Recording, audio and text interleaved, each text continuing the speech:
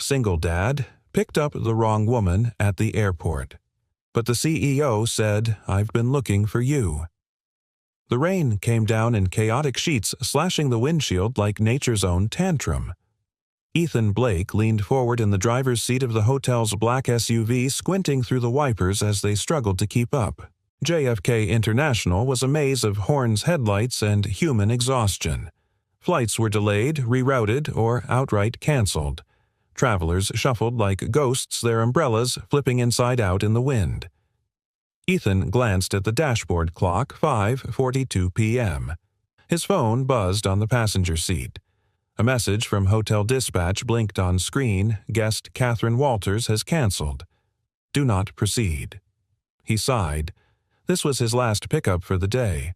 Maybe he'd make it home early enough to read Liam a bedtime story. Not that the 7-year-old needed stories anymore, but Ethan liked reading them anyway. It was one of the few places where his voice felt safe, unjudged, like it still held value. He was about to pull away when the rear terminal doors hissed open. A woman stepped into the storm, dragging a small leather suitcase behind her. No umbrella, just a drenched wool coat clinging to her like a second skin. She paused on the curb, blinking rain from her lashes, scanning the crowd like she'd just realized she was on the wrong planet. Something about her stopped him. Maybe it was the way she clutched her coat shut, or the unguarded confusion in her expression. Maybe it was the fact that she looked like someone who never got rained on, someone used to first-class lounges and private cars, not stranded curbsides. He opened the window halfway. Miss Walters. The woman turned. For a beat too long, she said nothing. Her lips parted as if she were about to say no, but then something flickered across her face. Recognition. Hope. Sadness. "Yes," she said. "I suppose I am." Ethan hesitated, but the look in her eyes, like she hadn't spoken that word in years, made him unlock the doors. She slid into the back seat, dripping water onto the floor mats. Ethan offered her a towel he kept for Liam's soccer games. She accepted it with a faint smile, but said nothing else. No small talk, no instructions. Just silence, heavy and oddly intimate. As he drove, he kept glancing at her through the rear-view mirror. Her features were striking, refined, confident, but not overly made up. There was a calmness about her that felt rehearsed, like someone who had practiced serenity for years. Halfway through Queens, he cleared his throat. "Sorry about the wait. The airport's a mess today." She nodded without looking up. "It's all right. Some things are worth waiting for." The way she said it, it didn't sound like she was talking about traffic. Ethan's grip on the steering wheel tightened slightly. By the time they crossed the East River, the rain had eased into a whisper, tapping gently against the windows like a lullaby, trying to calm something inside them both. The Manhattan skyline loomed ahead, washed in gray. Ethan flicked his signal as they neared the hotel. "You sure you're staying at the Rosewood? I don't have a reservation under your name." "That's all right," she said. "I made some spontaneous changes." He parked beneath the awning, stepping out quickly to open her door. As she stepped onto the pavement, she paused, staring at him with a look that made his skin crawl in the most inexplicable way. "You really don't remember me, do you?" she asked softly. The words hit him like a flash of heat through the cold. He blinked. "Sorry." "Should I?" She tilted her head, her wet hair clinging to her cheek. "No, I suppose not." He watched her walk through the lobby doors, her heels clicking like punctuation marks at the end of some unfinished sentence.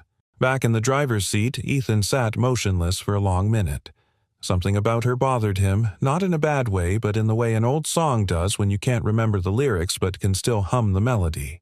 He shook it off. His job was done. He had a kid to get home to laundry to fold and a sink full of cereal bowls waiting to remind him how ordinary his life really was. But as he pulled away from the curb, the clouds above began to break. A single shaft of sunlight pierced the storm landing directly on the spot where she had just stood. He didn't know it yet, but nothing about this day had been a mistake. The hotel lobby shimmered with quiet elegance. crystal pendant lights, polished marble floors, and fresh-cut orchids whose perfume lingered like the memory of a kiss. Claire stepped inside, leaving the storm behind her, but she didn't shake off the chill. It was the kind that came from within, not from rain or wind, but from memories brushing against the edge of the present. The front desk attendant greeted her warmly, fingers poised above the keyboard. "Good evening. May I have your name for the reservation?" Claire hesitated. 1,000 names passed through her mind, names she'd signed on mergers contracts and letters of intent, names the press had plastered across headlines like badges of war, but none of them felt like hers tonight. Finally, she said, "Claire Donovan." The attendant typed. A beat passed, then another. He frowned. "I'm sorry, Miss Donovan. I don't see a reservation under your name. Perhaps it's under someone else's." She smiled faintly. "It's all right. I didn't book ahead." He blinked. "Oh. Well, we do have availability. Would you like a deluxe or an executive suite? I'll take whatever's furthest from the elevators," she said. "Quiet, if possible." He nodded and began the process. Claire's eyes drifted across the lobby. Through the glass doors, she could still see Ethan's SUV pulling away from the curb. Something tightened in her chest, some inexplicable blend of relief, pain, and hope. She had found him. But he didn't remember her.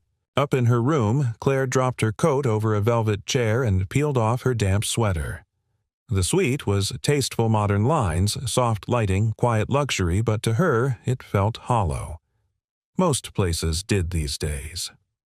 She stood by the window and watched the rain. The city shimmered below its lights, glinting through the water-streaked glass like stars trying to fight their way through a storm. It had taken her nearly 15 years. 15 years since that night in the hospital.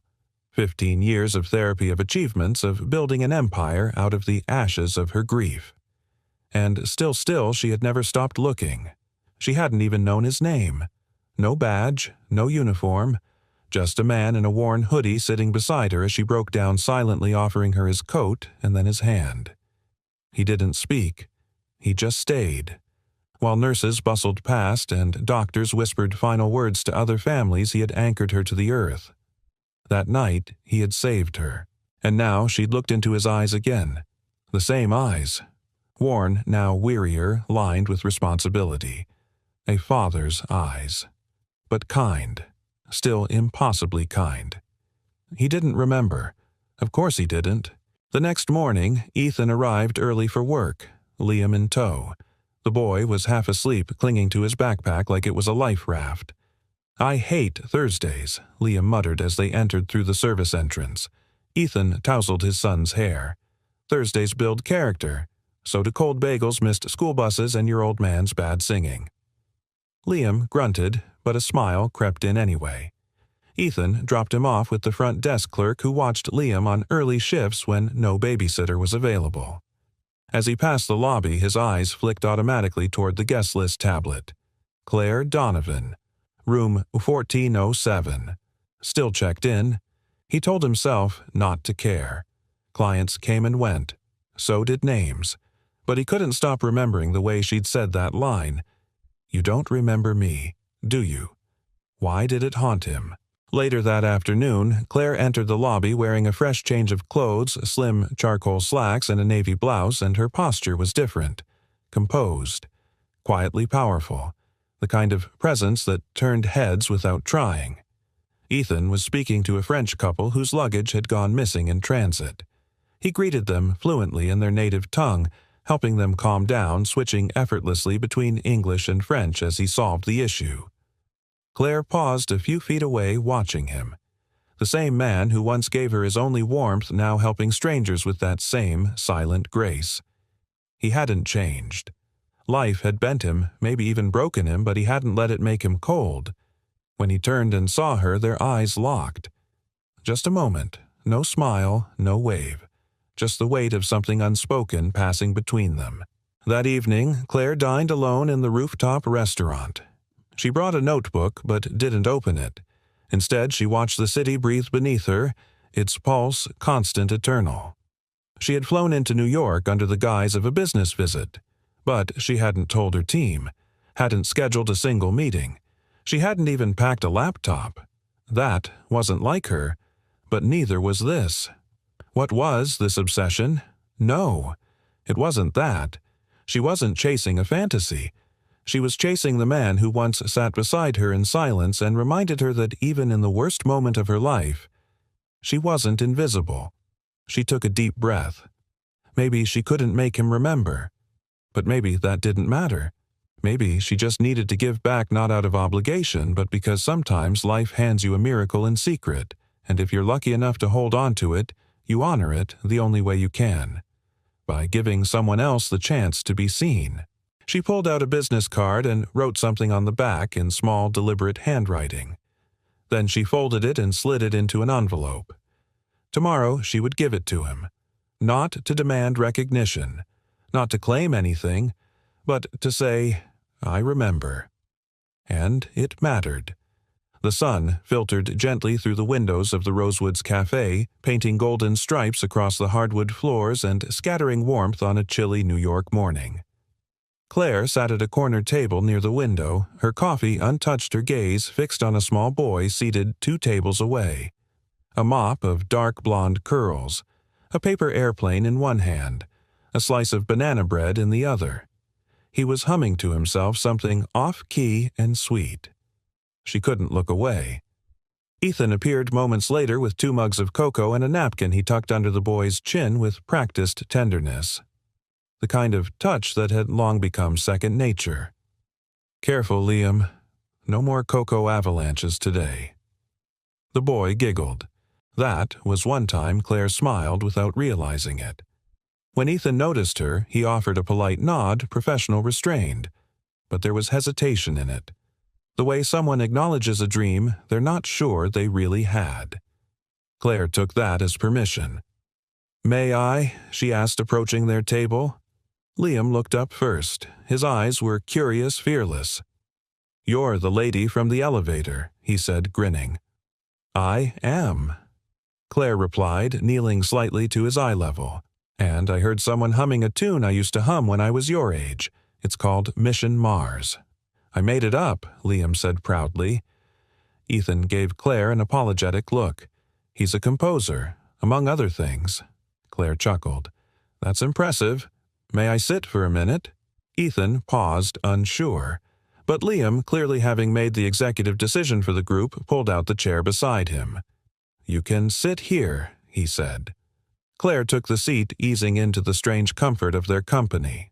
For a few minutes conversation flowed like a quiet stream, childish observations from Liam, cautious replies from Ethan, and a gentle rhythm between the 3 of them that felt oddly right.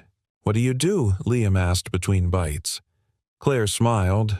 "I'm a problem solver." "Like my dad," he said instantly. "He fixes everything.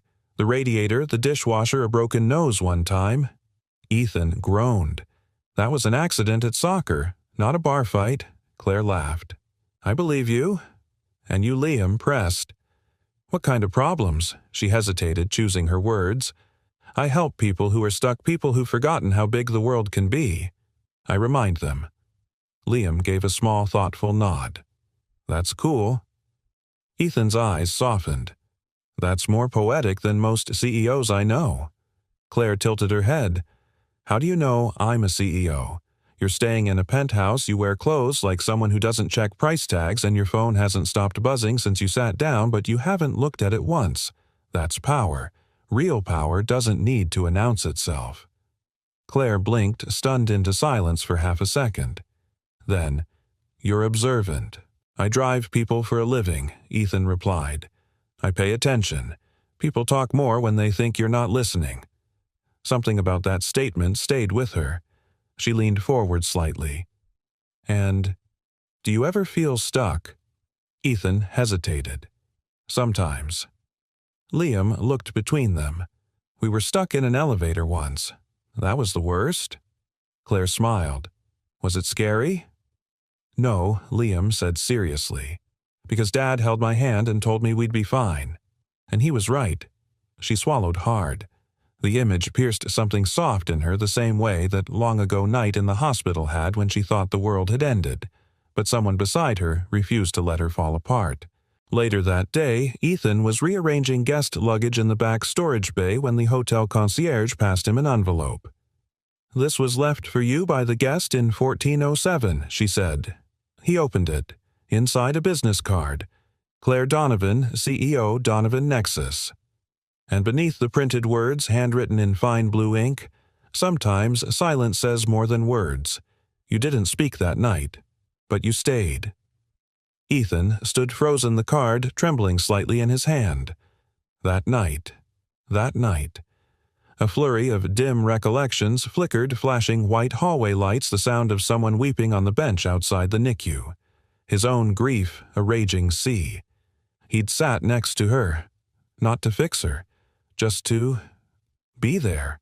Because she looked as lost as he felt. He hadn't known her name. He never expected to see her again. Back in her suite, Claire lay awake with the city blinking beneath her. She didn't expect him to rush in with gratitude or sweeping declarations. That wasn't what she was here for. She just wanted him to know it mattered. That the man who gave, without asking, who sat in silent solidarity while her world fell apart, he had saved her. And now, if fate allowed, she wanted the chance to return the favor. Not out of obligation, but out of the quiet, profound truth that sometimes the people who once held your broken pieces eventually deserve someone to hold theirs. Tomorrow she would see him again, not as the girl from the past, but as the woman who had finally found the man who once saw her before she knew how to see herself. The lobby was quiet the next morning, sunlight filtering through the high windows like warm honey. The hustle hadn't yet begun, no guests in line, no ringing phones, just the low hum of city life beginning to stir.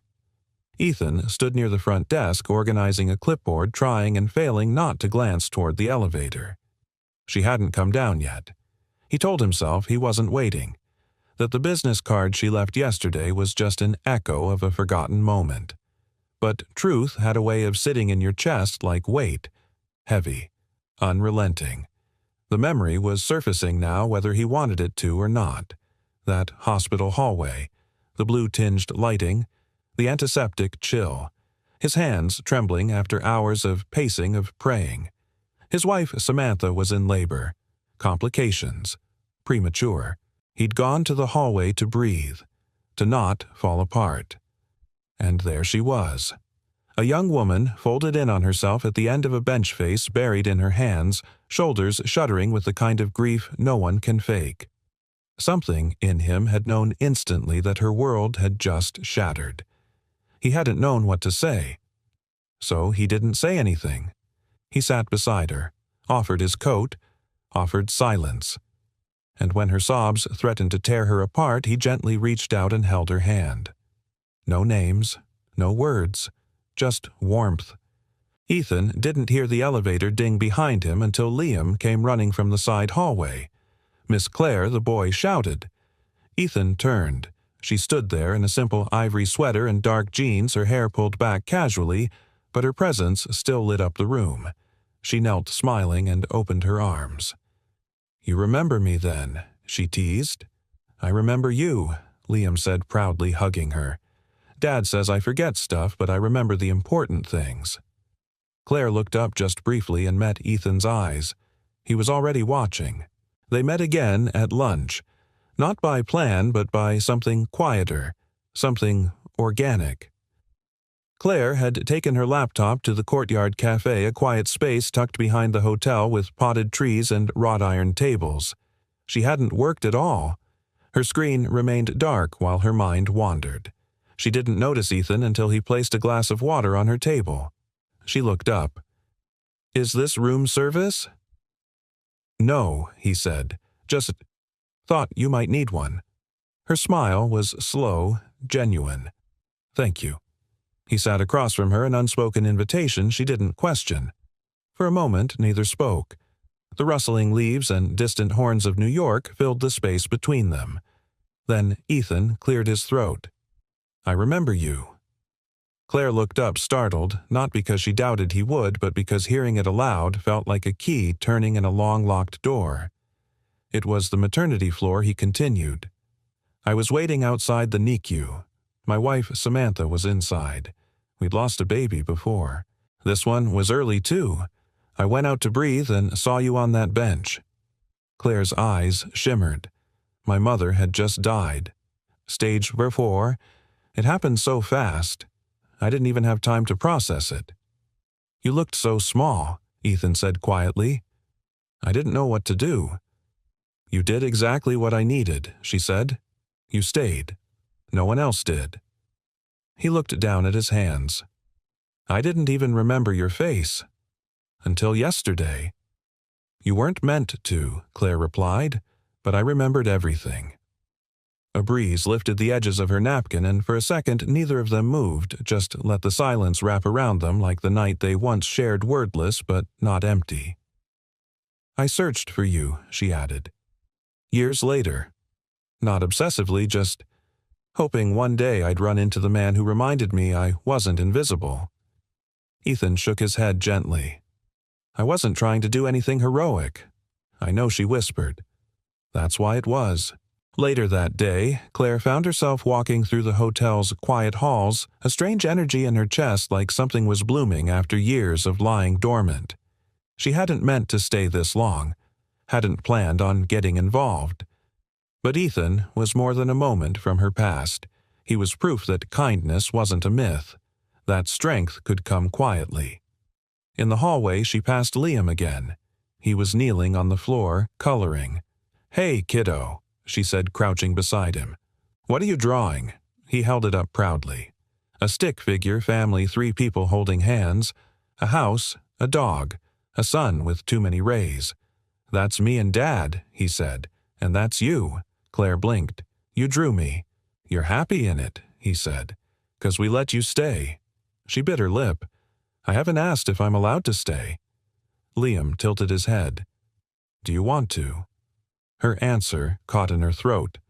I'm starting to. That night, back in his modest apartment, Ethan sat in the quiet after Liam had gone to bed. He held the business card she'd given him in one hand, his thumb tracing the handwritten message.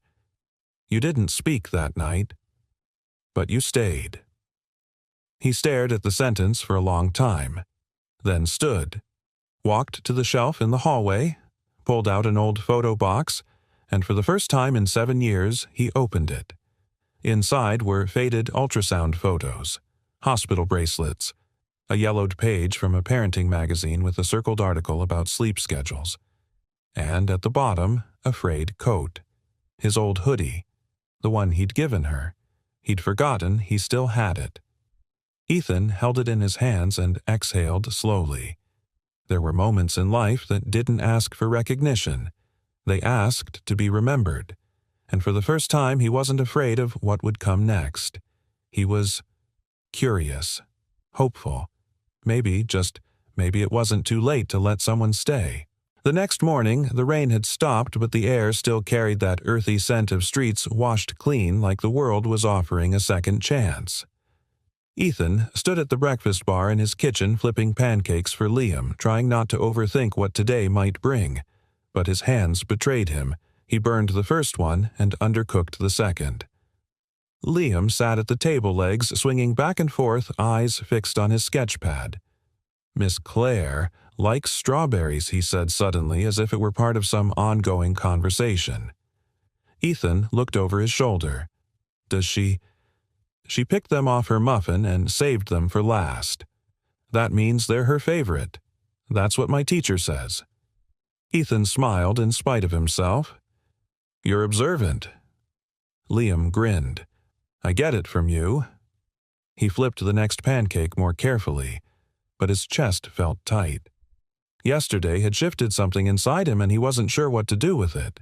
Claire stood by the lobby fountain, tapping something into her phone before tucking it away. She wore a soft camel coat, hair loose today, her expression focused but not closed. She seemed less like a CEO and more like someone deciding to be present. When Ethan approached her with Liam trailing behind, Claire looked up, and her smile was immediate warm. "You two are becoming a habit," she said. Liam beamed.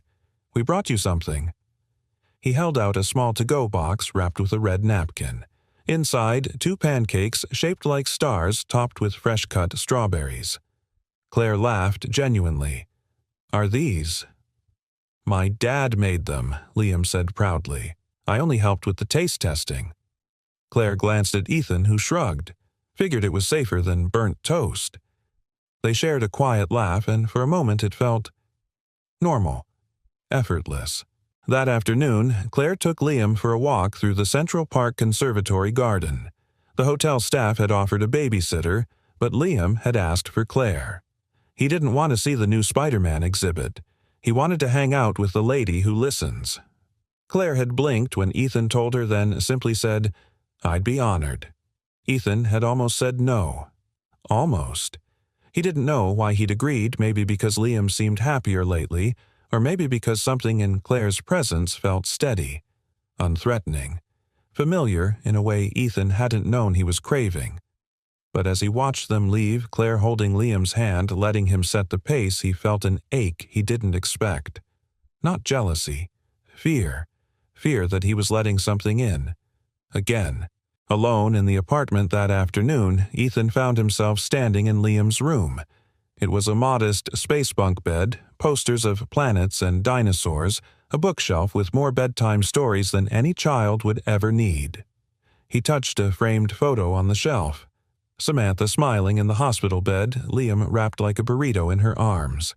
She had looked so strong that day, even after 20 hours of labor. And then, 12 days later, she was gone. A blood clot. A nurse said the word embolism like it wasn't supposed to shatter a life. Ethan had folded in on himself after that, gone into survival mode. The man who had once dreamed of building homes now worked fixing pipes and patching drywall. He didn't chase dreams, he clung to stability because hope was what made people bleed. He hadn't let anyone in. Not really. But Claire. Claire was different. She didn't push. She noticed. And somehow that was harder to resist than anything loud or dramatic. Meanwhile, in the garden, Liam was giving Claire a guided tour as if he were the appointed ambassador of Central Park. He pointed out every duck, every oddly shaped tree branch, every flower whose name he had half remembered. Claire listened, nodded, asked questions not out of politeness but with true interest. "Are you going to stay forever?" Liam asked suddenly as they reached a bench. Claire paused. "Forever is a long time." Liam squinted. "I don't like when grown-ups say that. They always mean no." She studied his face. "Would it be so bad if I stayed?" Liam shrugged. "Not to me. But Dad doesn't let people stay." "Why do you think that is?" He thought about it, picking at a blade of grass. "Maybe he's afraid they'll leave anyway." Claire's throat tightened. "Are you going to leave?" he asked, not accusing, just curious. "I don't want to," she said honestly. Liam gave her a slow, satisfied nod. "Okay, then I'll keep your seat saved." He patted the bench beside him. That night, Ethan opened the door to find Claire standing outside his apartment. She wore no makeup, no armor, just a soft expression and a paper bag in hand. "I brought soup," she said. He blinked. "Soup. You looked like someone who hasn't had dinner that wasn't beige in a long time." He chuckled, despite himself, and stepped aside. Inside, Claire set the bag on the table and unpacked 2 containers of homemade minestrone she'd had the hotel chef whip up as a favor. "You didn't have to," I know she interrupted. "I wanted to." They ate quietly. Liam told her about his science project and made her laugh with impressions of his teacher. But later, after Liam had gone to bed, the silence between Ethan and Claire changed. Deeper, more exposed. Claire sipped her tea. "Why did you let me stay?" He didn't answer right away. "Then, because I didn't realize how lonely I was, until I wasn't." Claire looked at him soft-eyed. "You don't have to fix everything, Ethan." He exhaled. "I've built my whole life around fixing things." She reached across the table, gently placing her hand on his. Maybe it's time someone held you together for a while." He didn't speak, but he didn't pull away either. Outside, the city buzzed with the quiet pulse of a million lives moving on with or without you. Inside, for the first time in years, Ethan didn't feel like he was bracing for something to break. He just felt still. And maybe ready. The city was alive with the soft hum of early evening traffic slowing windows, glowing autumn leaves stirring in sidewalk gusts. Inside, room 1407, Claire sat at the small desk by the window, her fingers paused above her keyboard. The cursor blinked on the empty email draft. She had intended to send a check-in note to her board of directors, just something simple to justify her extended stay. But her hands wouldn't move. What would she even say? I came for a site visit and found the man who once held my hand in a hospital hallway 15 years ago. And now I don't know how to leave. Instead, she closed the laptop gently and stood. The reflection in the window looked back at her, not the CEO in polished heels and precision plans, but the woman who longed for something she'd never written into any 5-year strategy. A woman who for the first time in a long time didn't feel so tired of being strong. Downstairs in the hotel staff room, Ethan was watching Liam try to balance a muffin on his forehead while reciting the names of all the planets in reverse order. Neptune, Uranus, Saturn. Wait, no, I skipped Jupiter. The muffin toppled to the floor with a dramatic thud. Ethan laughed. I'm impressed by the ambition, kid. Liam wiped his forehead and shrugged. Miss Claire bet me I couldn't do it. Ethan raised an eyebrow. She bet you muffins, mini muffins, Liam corrected. She's a smart negotiator. Ethan smiled to himself, shaking his head. That woman had a way of slipping into their lives like she belonged there. And strangely, it didn't feel like an intrusion. It felt like oxygen. Later that day, Claire joined Ethan and Liam in the hotel's rooftop garden, a quiet, underused terrace with a view of the city that shimmered like a secret only a few were allowed to see. Liam ran ahead, chasing invisible dragons, while Ethan and Claire walked side by side along the stone path between potted lavender and tiny olive trees. Claire broke the silence first. I've decided to stay a few more days. Ethan nodded slowly. Everything all right with your schedule? I cleared it, she said, hands tucked into the pockets of her coat. Apparently the company won't collapse without me for another 48 hours. He gave a short laugh. Sounds like good leadership. She glanced at him. Sounds like avoidance. He looked over at her more serious now, avoiding what her gaze was steady, leaving. Ethan stopped walking. Claire, I'm not asking you for anything, she said quickly, her voice soft but steady. I just want to be where I feel seen, and for some reason here with you and Liam, I do. He didn't answer right away. He looked out over the city. So many lights, so many lives, and somehow hers had crossed back into his. I've spent years trying to make life small enough to control, he said at last. Schedules, routines, repairs. If something breaks, I know how to fix it. But you... Claire's brows lifted gently. Me. You're not something I know how to fix, he admitted. And that scares me. She stepped closer. I'm not asking you to fix me either. A long silence passed between them. Not heavy, just honest. Then Ethan looked down at her. Liam told me you're the lady who listens. Claire laughed softly. He said that, yeah.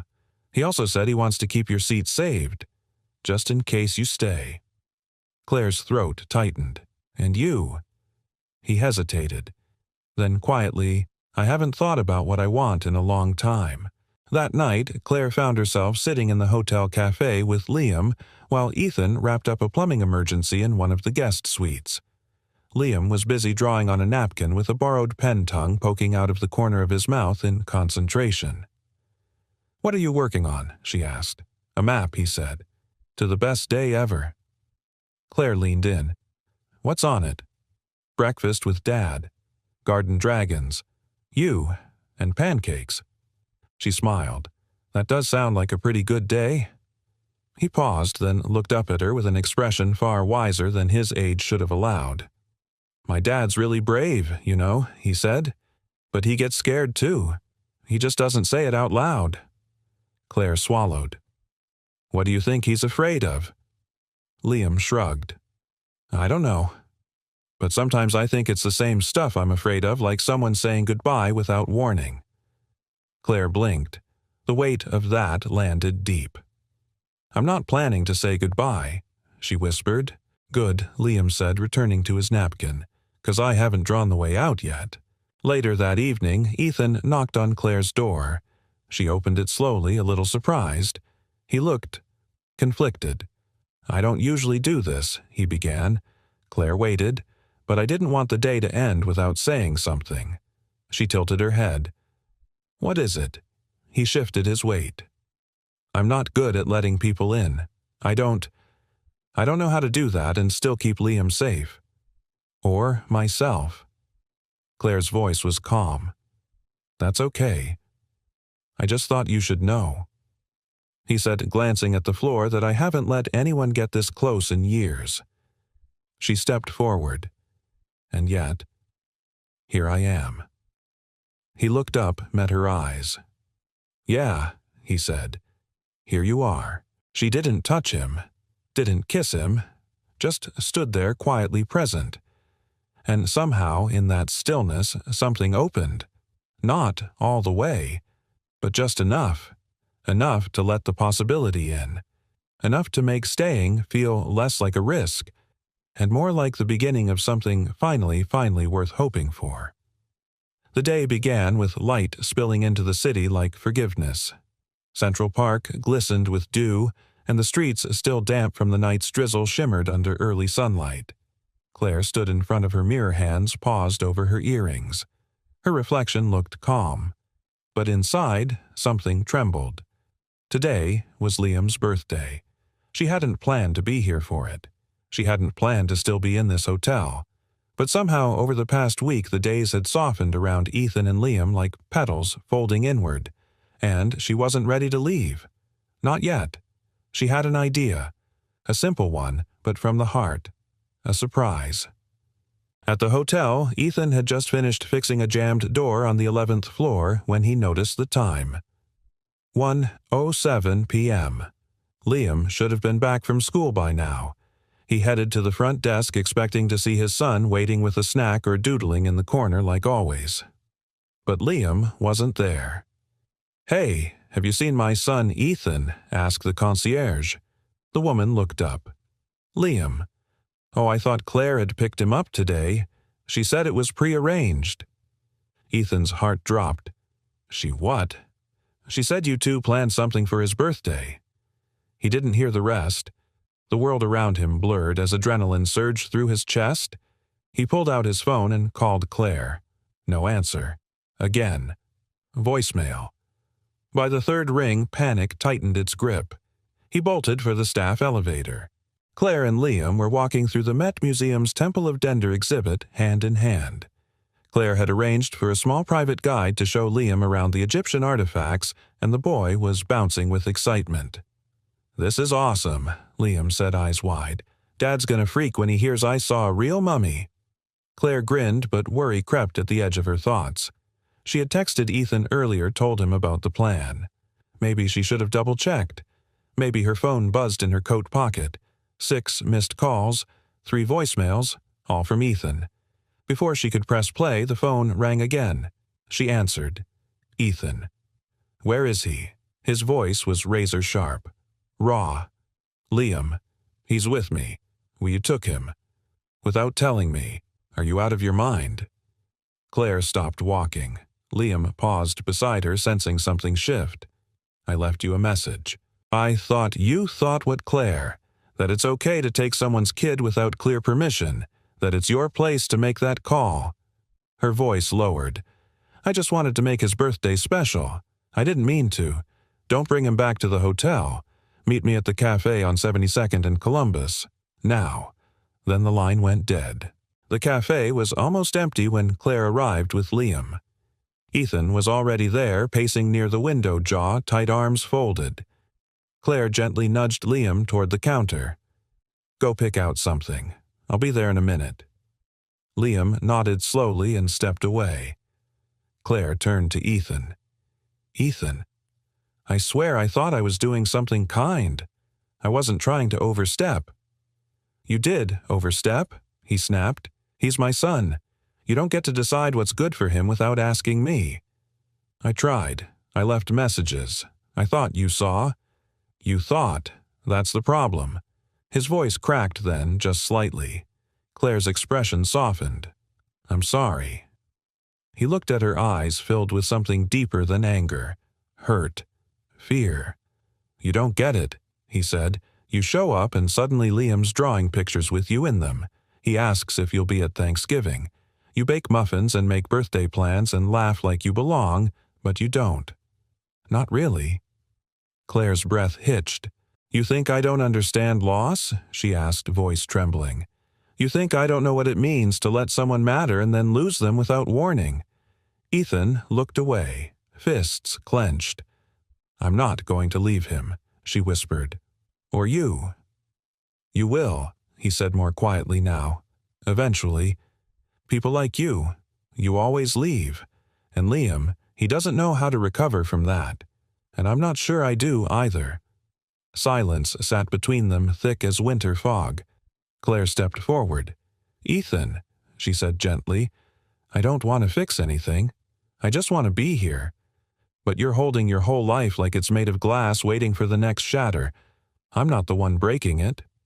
He closed his eyes. Tears pressed behind them but didn't fall. Maybe he murmured, "I just don't know how to let someone stay." Claire reached into her bag and handed him a small envelope. Inside was a folded paper. Liam's drawing from the other night.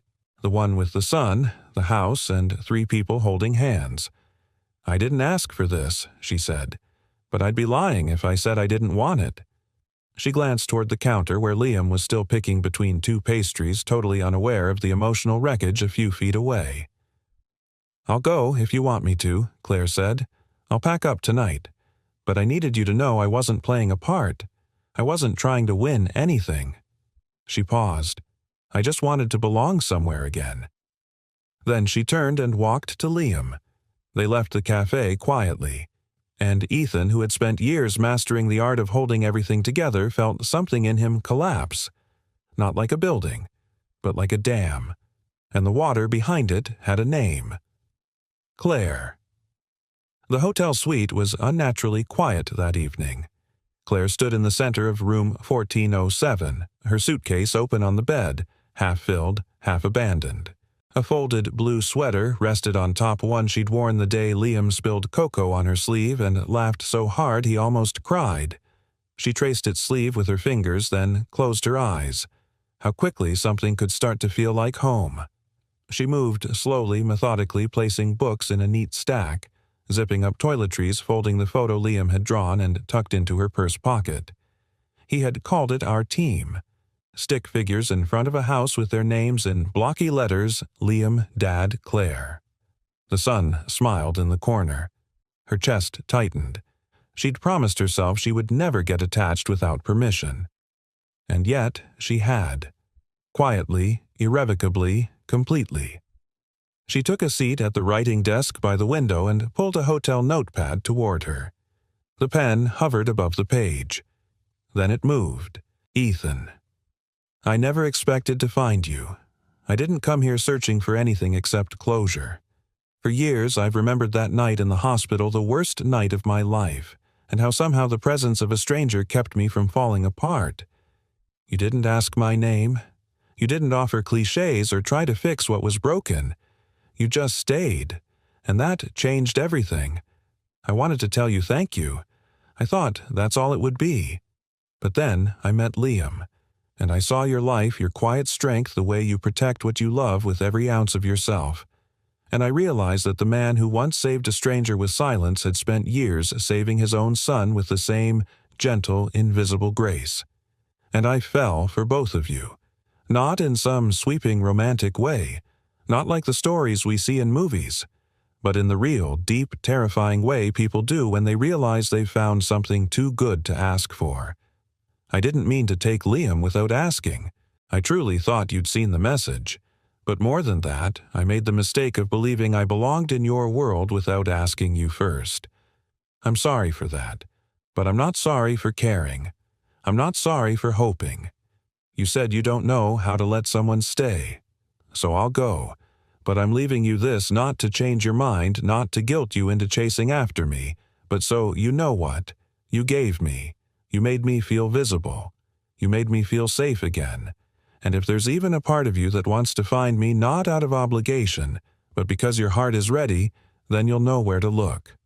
Until then, I'll keep the door open. Claire.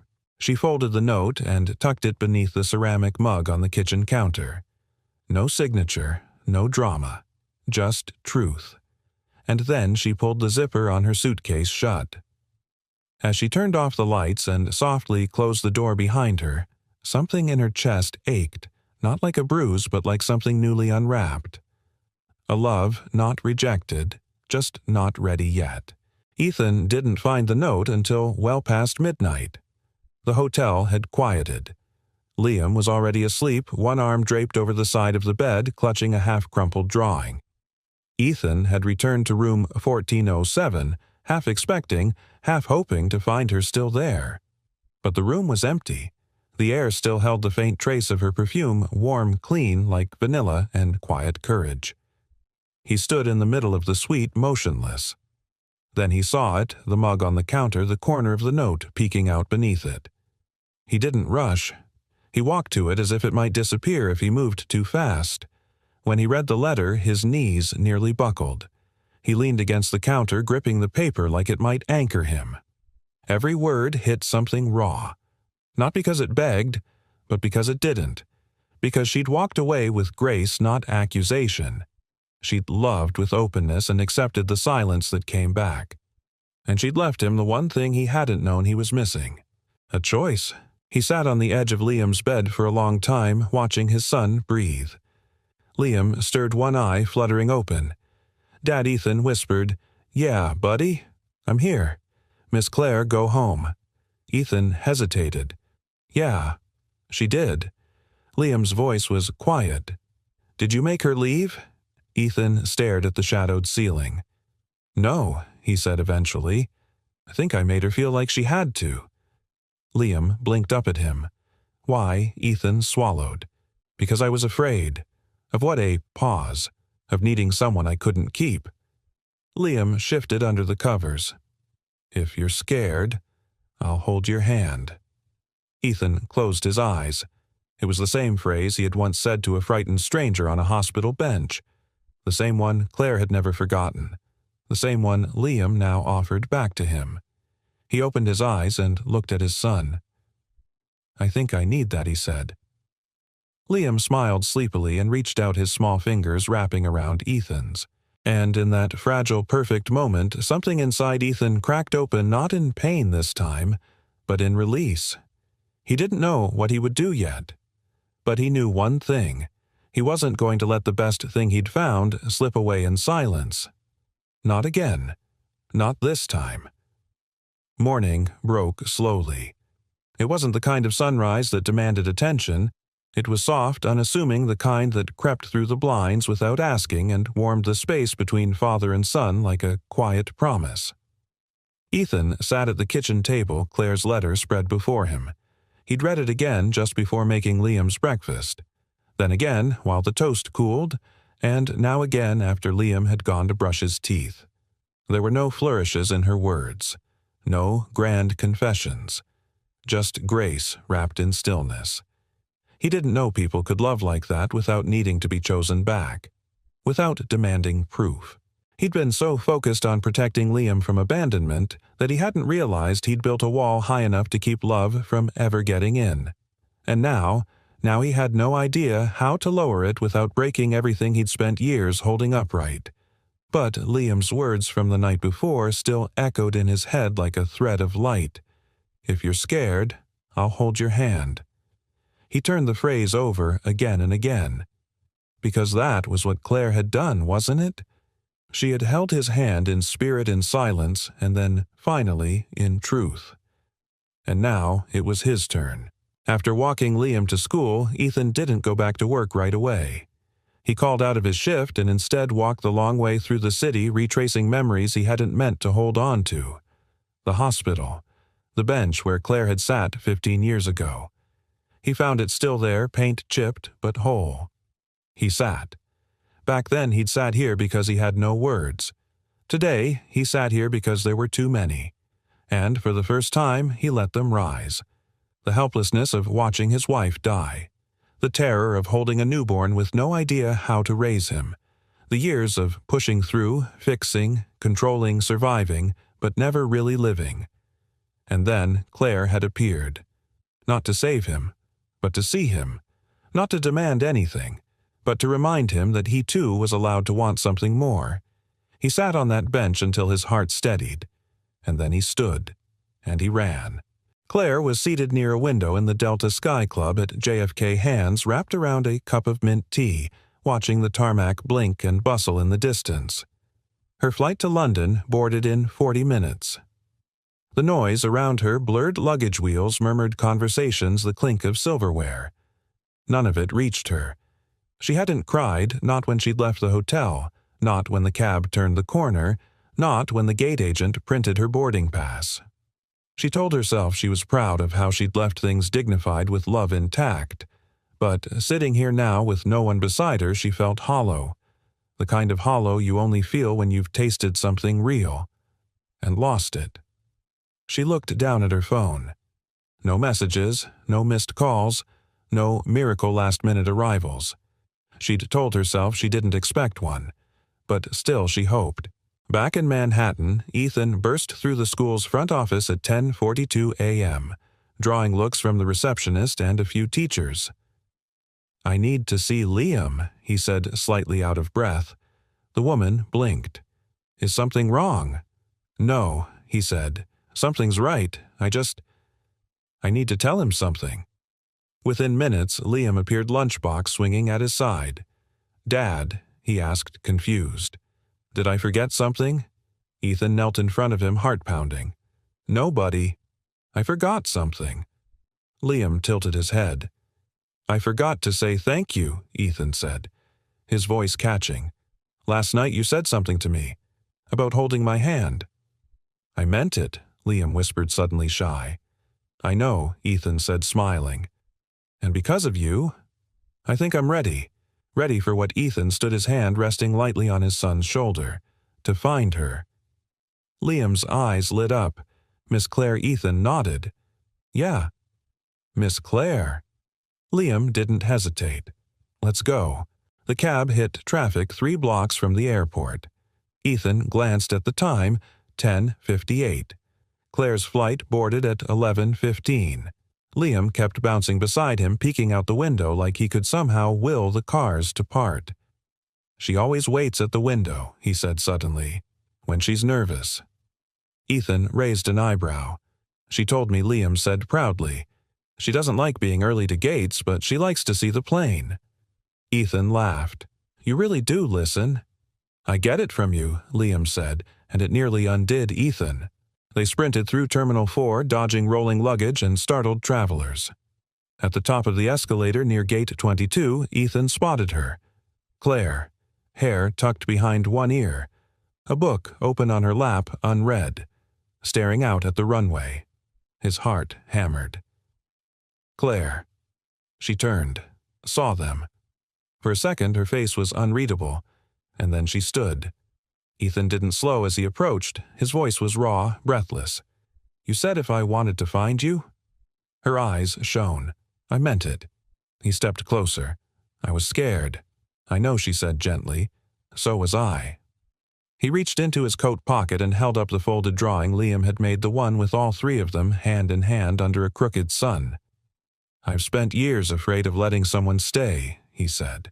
"But you already did. And now, I want to stay with you." Tears welled in her eyes. "I don't want to fix anything," he added. "I just want to build something. Together." Claire didn't speak. She just stepped forward, took his hand, and placed it over her heart.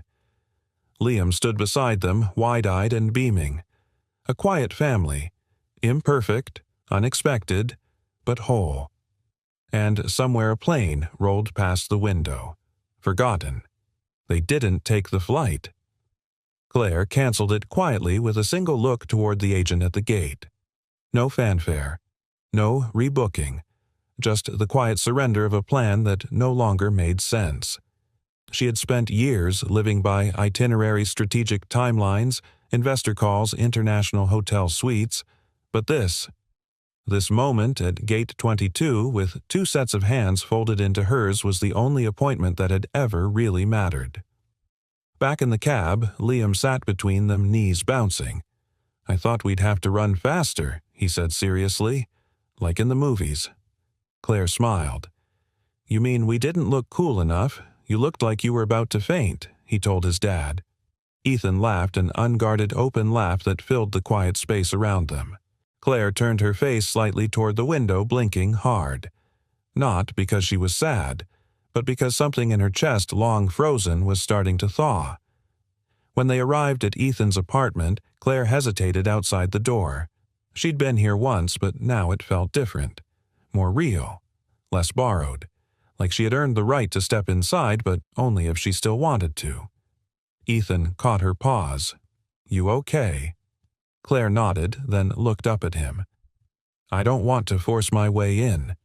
"You're not," he said softly. "You're being asked in." She looked at Liam, who grinned and whispered, "We saved your spot." That did it. She stepped inside. The apartment was simple, but lived in. Not picture perfect. A stack of clean laundry waited to be folded. Liam's toys were tucked into corners in soft rebellion against tidiness. There were family photos on the wall, Ethan with a much younger Liam, his late wife smiling from an old picture frame, sunlight caught in her curls. Claire took a slow breath. She wasn't replacing anyone. She wasn't erasing anything. She was being invited into something already good, just ready for more. Ethan brought her tea and sat beside her on the worn couch. The silence between them was no longer awkward, it was full, soft, heavy in a beautiful way. "You know," he said, after a long pause, "I always thought I was protecting Liam from pain by keeping people out." Claire turned toward him. "But the truth is," he continued, "I was protecting myself. From hope. From the kind of hope that doesn't come with guarantees." "I know that kind," Claire said quietly. "It's the kind that's only real when it's not promised." They looked at each other. No more explaining. Just truth. Quiet and mutual. "I missed you the second you left," Ethan admitted. "And I didn't even know I had the right to miss you." Claire smiled. "You didn't need permission." That night, Liam insisted they all bake something together. Claire offered suggestions, banana bread sugar cookies, but Liam had already decided. "Upside-down pineapple cake," he announced. Ethan blinked. "We've never made that. I saw it on TV. It looks happy." So they tried. They spilled flour, burned the first attempt, laughed so hard that Claire had to sit down at one point, tears of joy streaking her cheeks. Ethan stood at the stove with his arm around her shoulders as she wiped her eyes. Liam decorated the second cake with pineapple slices that looked like lopsided suns. "It's kind of perfect," he declared. Claire took a picture of the three of them holding the cake, Liam in the middle, beaming. It wasn't glossy, it wasn't curated, but it was real. And in that photo there was no emptiness, no missing piece, just wholeness. Later, when Liam had fallen asleep on the couch, Ethan carried him gently to bed. Claire followed, pausing at the door as Ethan tucked the blanket around his son's shoulders and kissed his forehead. He turned to find Claire watching. "He's lucky," she whispered. Ethan smiled. "I think I'm the lucky one." They returned to the living room. The apartment felt warm, more like a home than any place Claire had lived in years. She stood by the window, gazing out at the night. "I used to believe healing looked like forgetting," she said softly. "That to move forward you had to leave everything behind." Ethan joined her, their shoulders nearly touching. "And now?" he asked. She turned, eyes gleaming. Now, I think healing looks like this. Letting what hurt you shape you, but not close you. Ethan reached for her hand. This time she didn't hesitate. I'm still scared, he admitted. So am I. But I think I want to be scared with you. Her smile was small but radiant. Then that makes two of us who are finally brave. He leaned in, slow, careful. Their foreheads touched, a breath shared, and in the quiet of that night without declarations or fireworks, something sacred unfolded. Not the beginning of love, but the return to it.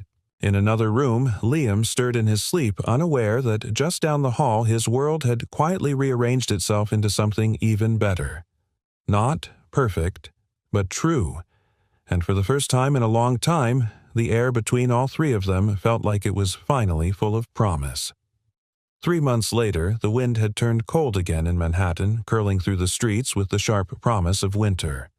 But inside the small apartment above 86th Street, warmth danced in the air, laughter the smell of cinnamon, the soft rustling of paper-wrapped presents being sneakily hidden in closets Liam wasn't supposed to open. The holidays were coming. Claire stood by the kitchen counter wearing one of Ethan's flannel shirts over leggings, her hair tied in a loose knot as she carefully placed handwritten tags on gifts. She didn't rush. She liked this part, the quiet, choosing the deliberate gesture. Nothing bought in a panic. Nothing hollow. In the living room, Liam was sprawled out with construction paper and markers working on a card for his Christmas homework hero, a new title he'd invented for Claire just that morning. Ethan entered from the hallway, rubbing his hands together to fight the chill. He watched them for a moment, unnoticed, the two people who had changed everything. "Okay," he said. "The tree lights are officially fixed." Again. Claire looked up and smiled. "I told you to stop letting Liam plug in every toy spaceship at once." Liam grinned. "They need backup power." Ethan shook his head in mock despair. "One day, you'll learn about energy bills." Claire crossed the kitchen and wrapped her arms around him. "Until then, we have backup love." He blinked.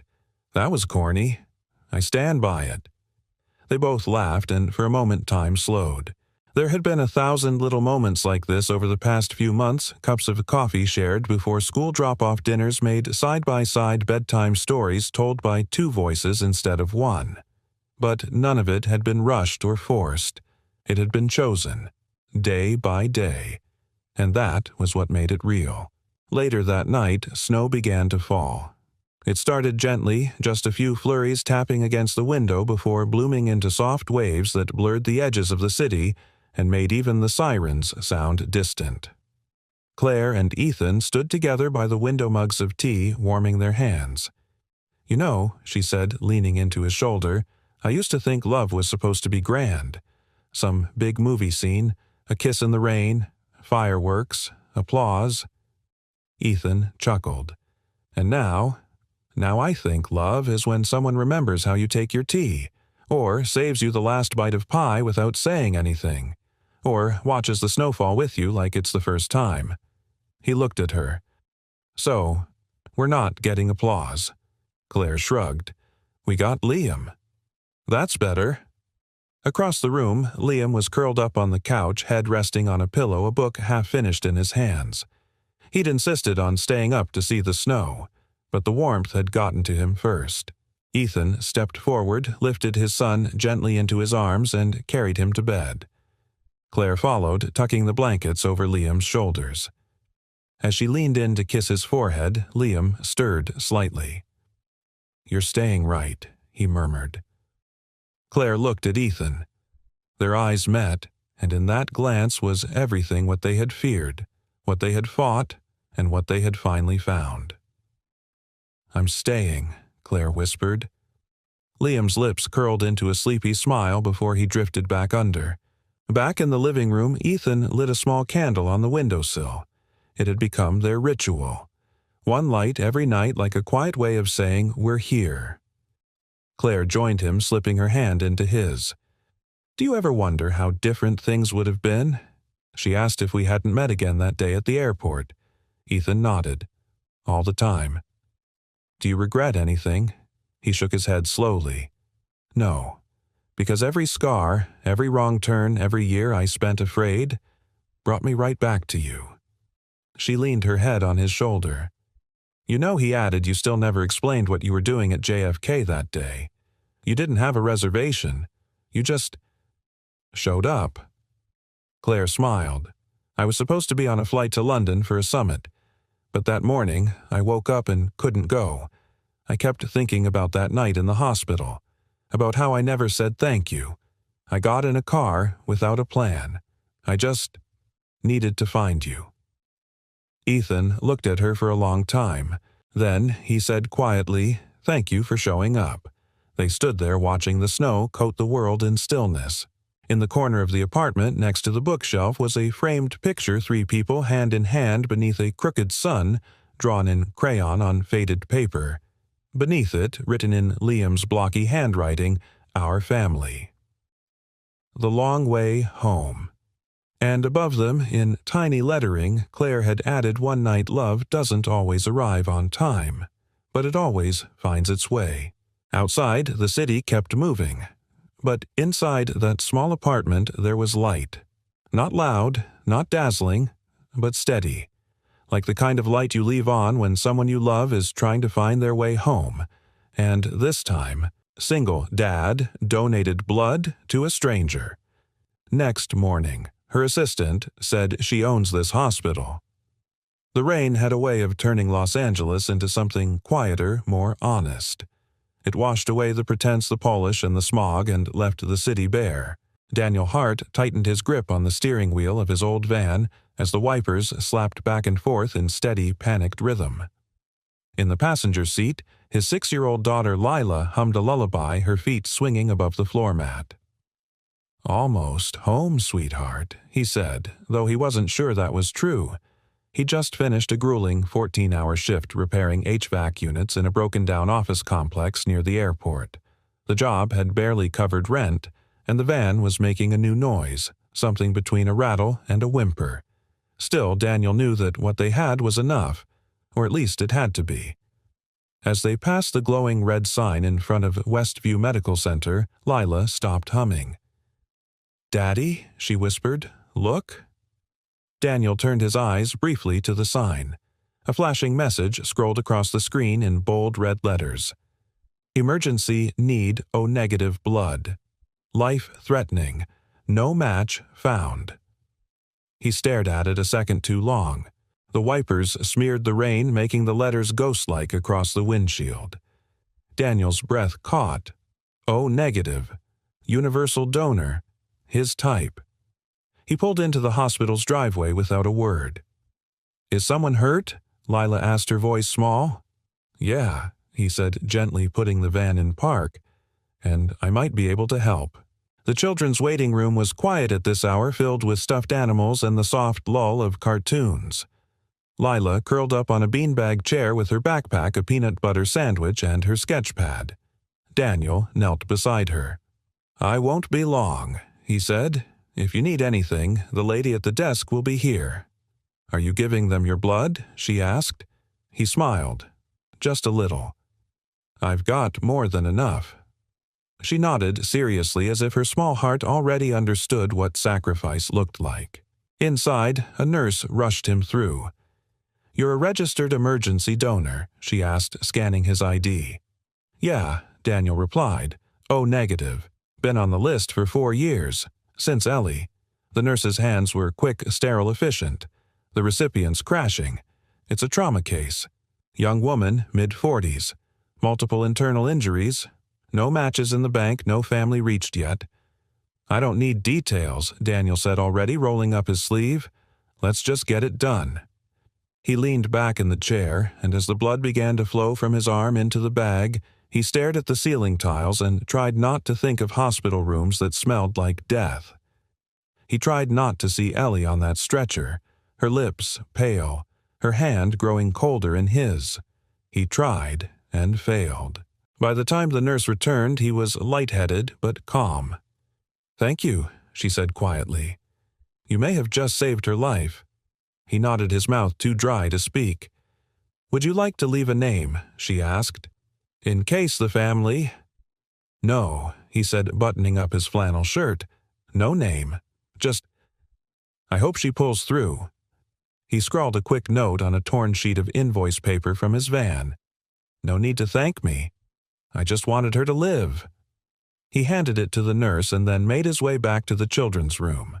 Lila was asleep, her head tilted back, her drawing still in her lap.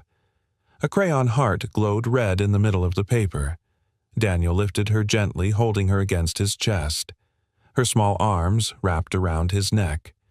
You saved someone, she mumbled into his collar. I hope so, he whispered back. Outside, the rain had stopped. The city felt cleaner. He didn't know that somewhere a surgical team was finishing a procedure on a woman who would wake in 12 hours with a second chance at life and a silent stranger's blood in her veins. He didn't know her name, and he never expected to. But 2 miles away in the VIP recovery suite of Westview Medical Center, a monitor beeped steadily beside a pale, unconscious woman with a long scar on her abdomen and fading bruises along her collarbone. Her name was Sophia Langford, and her assistant, Rachel, sat beside her holding a file that had just been handed to her by the night nurse. Anonymous donor, Rachel read aloud. O negative, male, early 30s, left a note. She unfolded the scrap of paper, her brows knitting. Then she looked at her employer, the woman who owned not just this hospital but 3 others like it, and whispered, You're alive, because of someone who didn't want to be known. Outside the hospital, the van sputtered down the street. Daniel didn't look back. He didn't see the security footage that would be saved. Didn't hear the conversations that would happen tomorrow. He was just a father driving home with his daughter in the back seat, tired and grateful that for once he could give something, anything that might make a difference. He had no idea the woman he'd just saved owned the hospital he'd bled in, and he had no idea she'd soon come looking for him. The morning light seeped through the crooked blinds of Daniel's 1-bedroom apartment, painting stripes across the hardwood floor where Lila sat cross-legged coloring a sun with a smiling face. Daniel stood by the stove, flipping pancakes that were more burnt than golden. His body ached from the long shift, and the blood donation had left him slightly dizzy, but there was something quiet and full in his chest, like he had placed a stone back into a missing part of himself. Can I have 2 sons today? Lila asked without looking up. He blinked, smiling. Sure. Why not 1 for you? 1 for the lady you helped. Daniel paused. The spatula hovered in the air for a beat longer than it should have. That's kind of beautiful bug. She shrugged in that effortless way children do when they say something profound and don't realize it. At the same hour, 3 floors above the west wing of Westview Medical Center, Sophia Langford woke for the first time since the accident. The light was gentle, the beeping of the monitors steady. The quiet hum of sterilized air filled the room, familiar, almost too familiar. She knew she was alive before her eyes fully opened, and she hated that she didn't know why. Rachel was there, perched at the edge of a chair in her business casual best, but the creases under her eyes betrayed a sleepless night. Sophia, she whispered when she saw movement. You're awake. Sophia tried to sit up and failed. Her body groaned like an old house settling in a storm. You lost a lot of blood, Rachel continued gently. It was bad. There was internal damage. You needed emergency surgery. Sophia's throat was dry. What happened? Your car was clipped by a delivery truck. You swerved to avoid a kid in the crosswalk. You saved his life. A beat. But... Rachel hesitated, her voice shifting. There was no blood match for you on record. You're O negative. So rare. Sophia blinked slowly. How?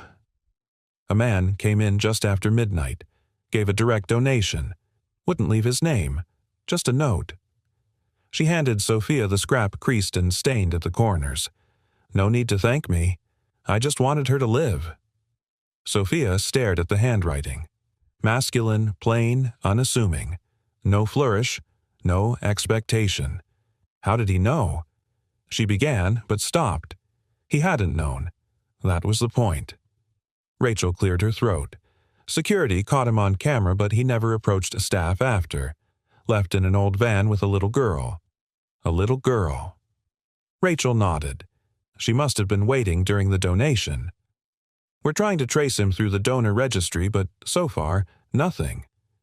Sophia closed her eyes again. A warmth pressed against her chest, not the ache of surgery, but something less familiar.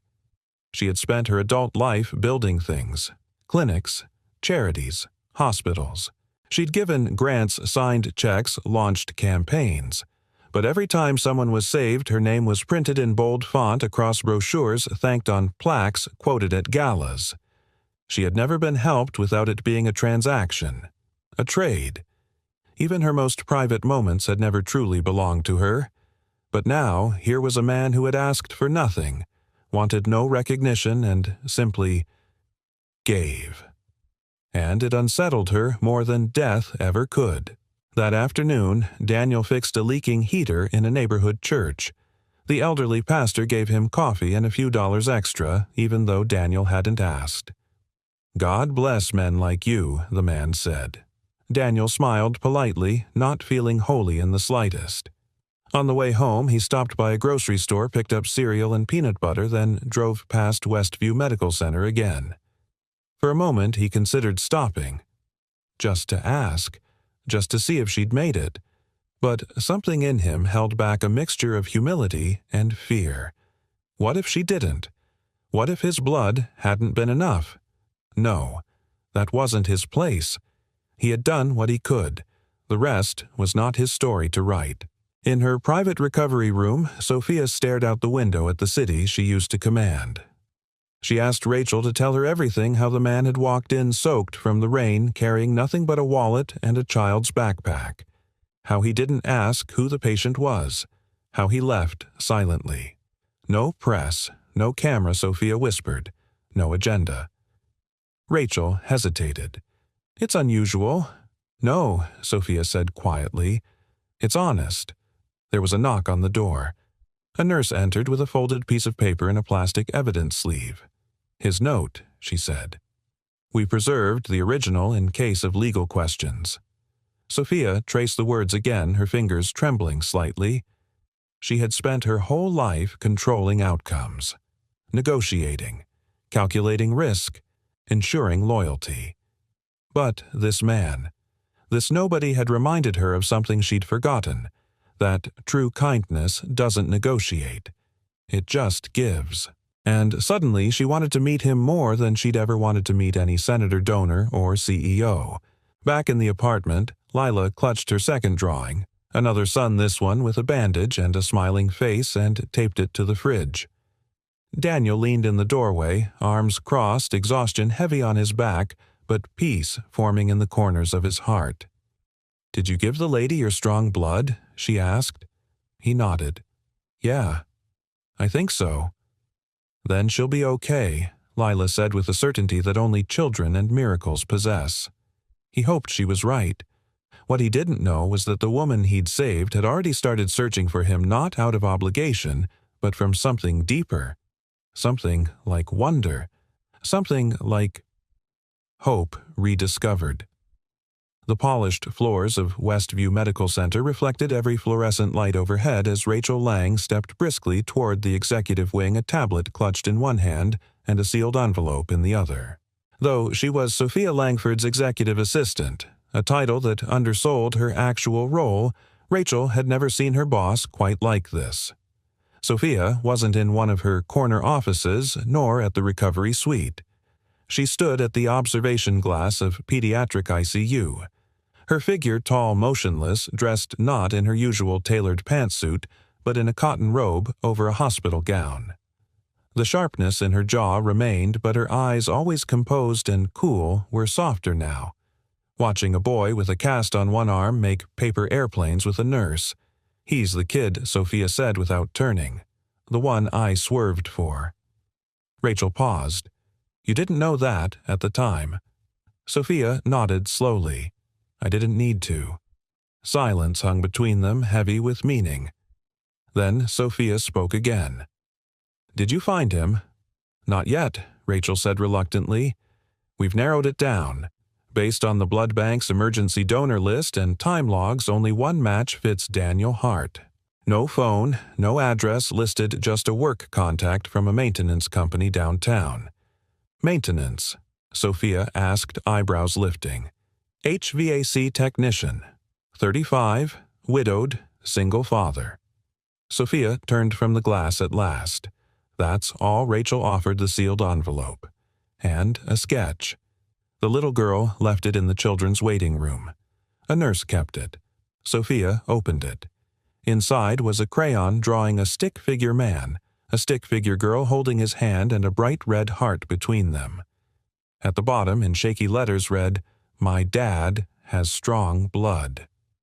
Sophia stared at it longer than she intended. It wasn't the art that moved her. It was the humility in it, the utter simplicity of their world. No one had drawn a hospital, or a doctor, or her, just a father and a daughter, and a heart. "He didn't even ask who I was," she murmured. "No." Rachel said gently, "He didn't care." Sophia felt a strange pressure rise in her chest. Not guilt exactly, something more foreign. Something she hadn't felt since she was a little girl watching her mother wash strangers' clothes at a church shelter. Admiration. Across the city, Daniel crouched beneath a groaning air conditioner on the rooftop of an aging apartment building. The spring sun beat down mercilessly and his shirt clung to his back with sweat. He liked jobs like this. Simple quiet without paperwork or people asking him what he used to do or why he walked with that tired bend in his shoulders. Lila was at school, and the world for a few hours didn't feel like it was pressing against him from all sides. Still, he couldn't shake the feeling that something was coming. He didn't know why. Maybe it was the way the nurse had looked at him when he handed over the note. Maybe it was the way he hadn't stopped thinking about the woman a stranger and wondering if she was okay. He didn't need to know her name, but he wanted to believe she was still breathing, that the sacrifice hadn't been too late this time.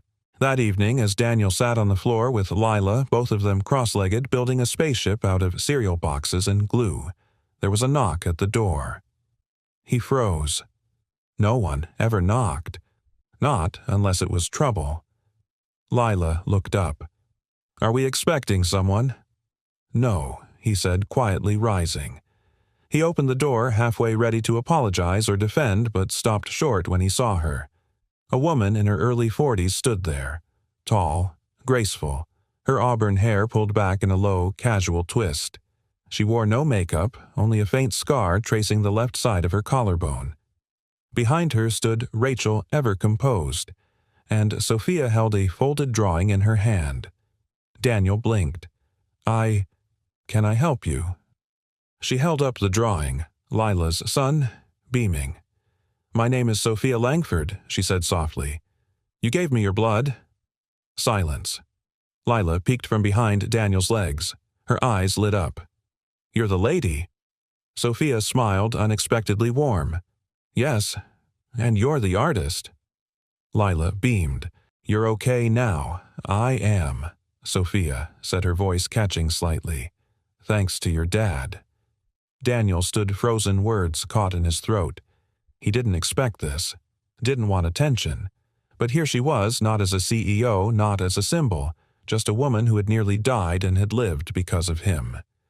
"I didn't do it for recognition," he said, his voice low. "I know," Sophia said. "That's why I'm here." She handed him an envelope not thick with checks or contracts, but a single note inside. "Thank you for reminding me what kindness without condition looks like." Daniel read it slowly, then folded it again. "Would you like to come in?" he asked, hesitating. "I'd like that," she said.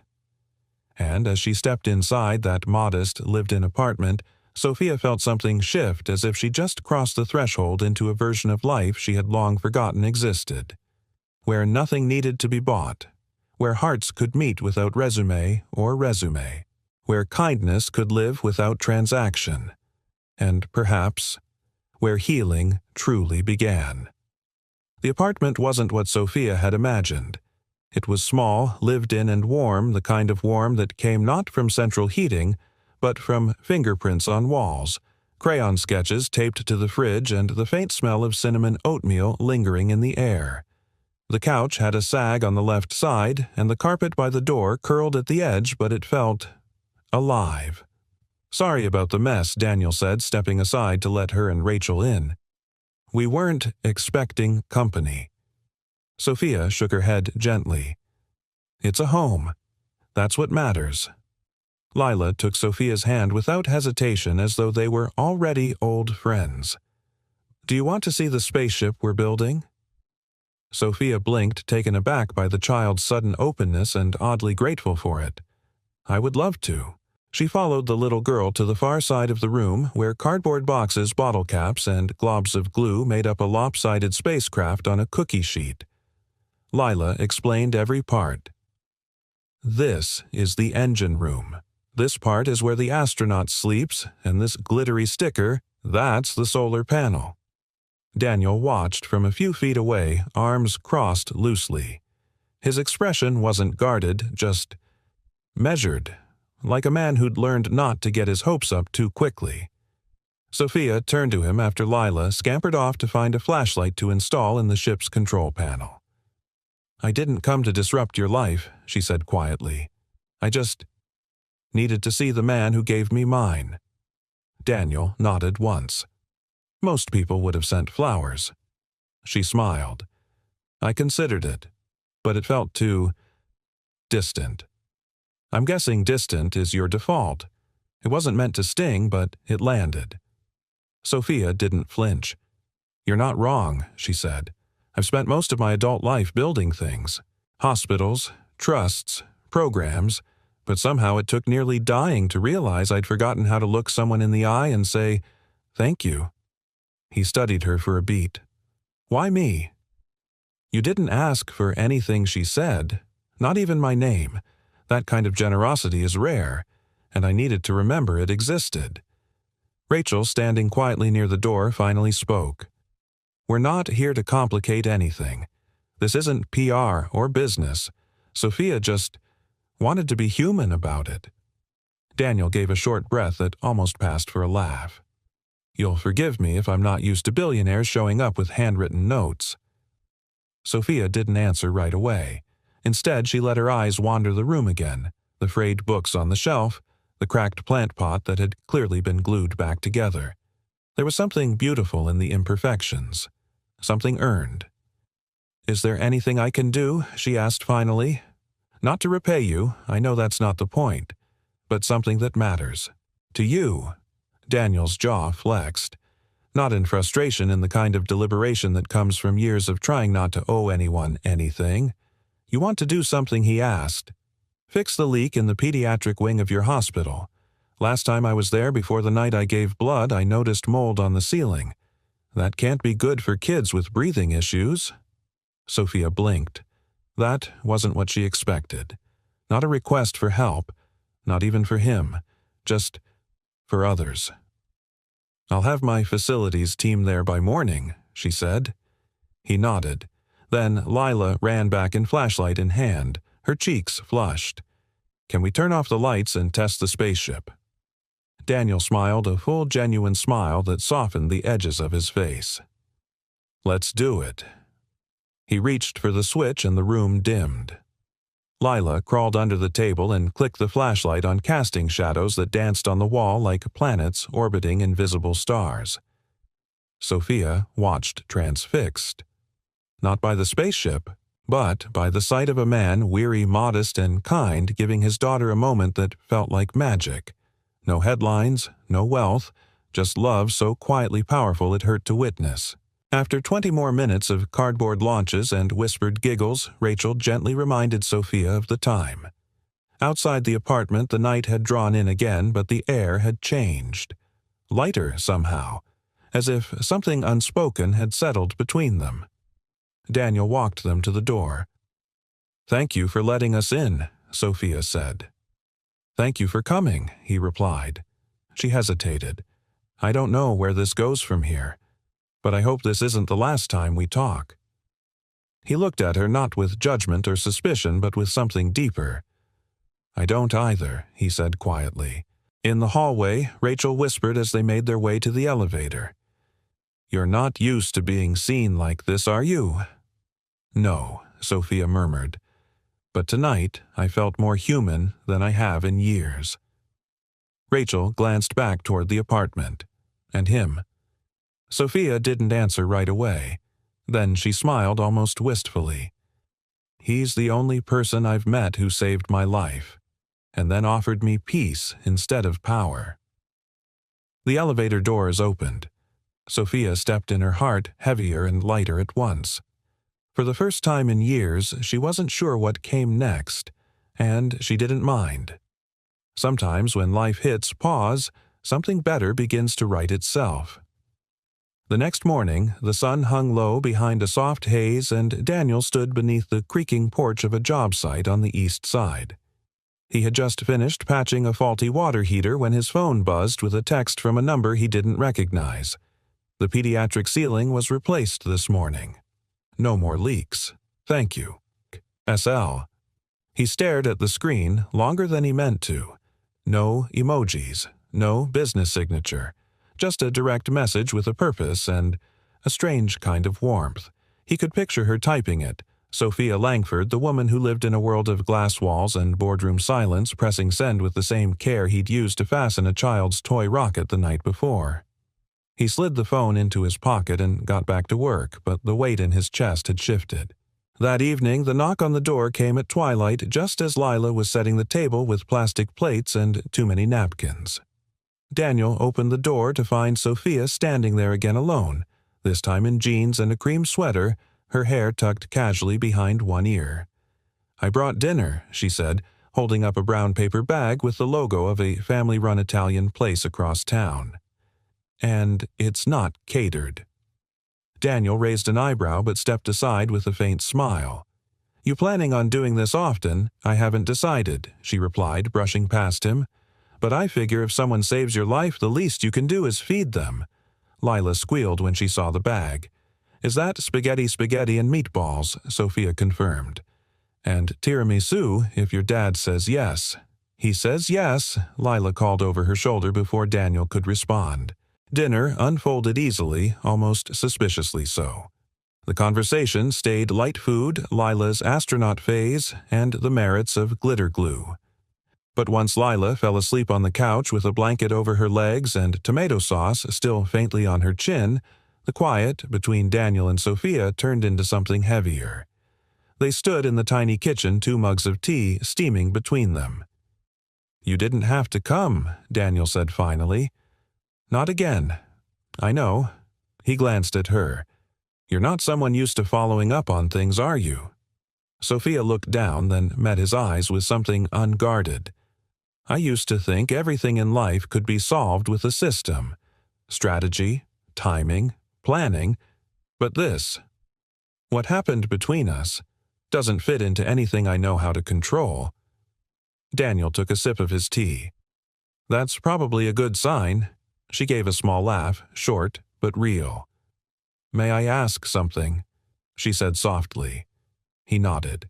"Your wife." "What happened?" Daniel's hands tightened slightly on the ceramic mug. 4 years ago. Car crash. She was rushed into emergency surgery. She had O-negative blood. The hospital didn't have enough. They called the donor network, but no one made it in time. Sophia's breath caught. "That's when I signed up," he continued. "To be a donor. I figured if someone else got a chance to keep the person they loved, maybe that would make the rest of it bearable." He looked at her, then not with pain but with honesty. "You were the first call I ever answered." Sophia swallowed hard, her voice barely a whisper. "I'm so sorry. You didn't cause it." "No," she said. "But I think I understand the guilt that comes from surviving when someone else didn't." Daniel leaned back against the counter. How Sophia hesitated. "My mother died in a free clinic when I was 13. No insurance. The staff did what they could, but there weren't enough supplies. Or doctors. Or time. I sat there watching her slip away because the system didn't think she was worth saving." Daniel's face softened. That's why I started Langford Health Trust, she continued. I told myself I'd fix the system. Build something so big no one like my mother would ever be turned away again. You did, Daniel said. You built a whole network. I did, she agreed, but somewhere along the way I stopped seeing the people inside it. I measured impact by charts, graphs, headlines, not lives. She looked over at Lila, sleeping peacefully on the couch. You and your daughter reminded me what it's really about. Daniel didn't answer. He didn't need to. The silence between them spoke volumes, two people who had loved lost and tried to make sense of the pieces in different ways. Two scars that didn't match and yet somehow aligned. Sophia rose from the kitchen stool and moved to the door. I should let you rest, she said, but thank you. For the tea and the stories, and for not asking me to leave the first time. Daniel followed her hands in his pockets. As she stepped out onto the small landing, she paused, then turned. Would it be all right if I invited you both to a fundraiser next week? It's low-key. Outdoors, for the new pediatric program. I'd like people to meet the reason it exists. Daniel tilted his head. You mean you want to put me in a tie and make me shake hands? Sophia laughed. No tie required. Just be you. He studied her the way her voice softened when she spoke about children now, the way her eyes no longer darted to her phone every few seconds. I'll think about it, he said. That's all I ask. As she descended the stairs and disappeared into the dimming evening, Daniel stood for a moment longer, listening to the hush of the street, the quiet rhythm of a life that was no longer just survival.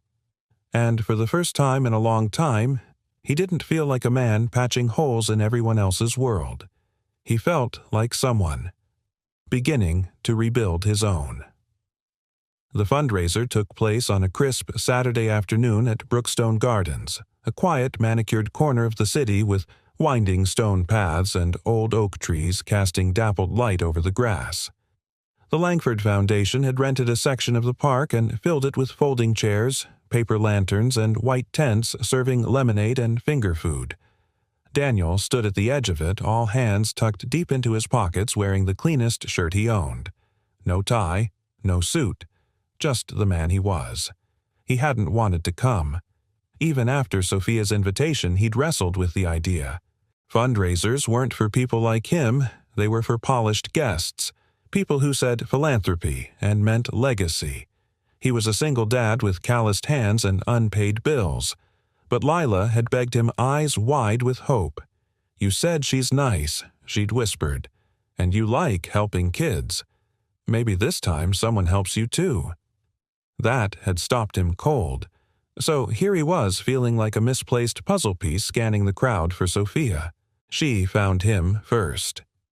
Wearing a dark blue dress that caught the breeze just enough to make her look softer than usual, Sophia walked toward him with a small smile, not the public one, but the private kind, the one she'd only shared in his kitchen over tea.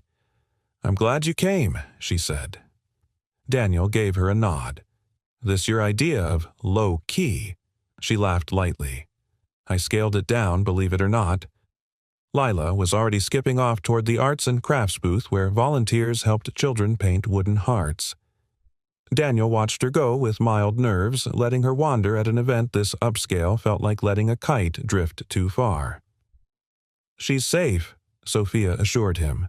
There are security teams in place, no press. I made sure of it. He glanced at her. You planned all that? For me, Sophia hesitated. For both of us.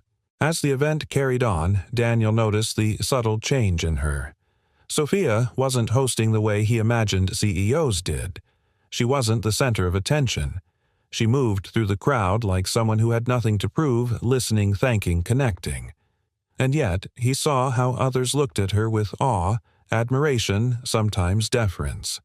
He didn't belong in that circle, and he knew it. He could feel the whispers when people asked her who he was. He stayed on the outskirts, speaking only when spoken to, keeping his smile polite and brief. At one point, a man in a Navy sport coat approached. You're the donor, aren't you? He asked, voice loud and public. Daniel stiffened. I didn't. Don't be modest, the man continued.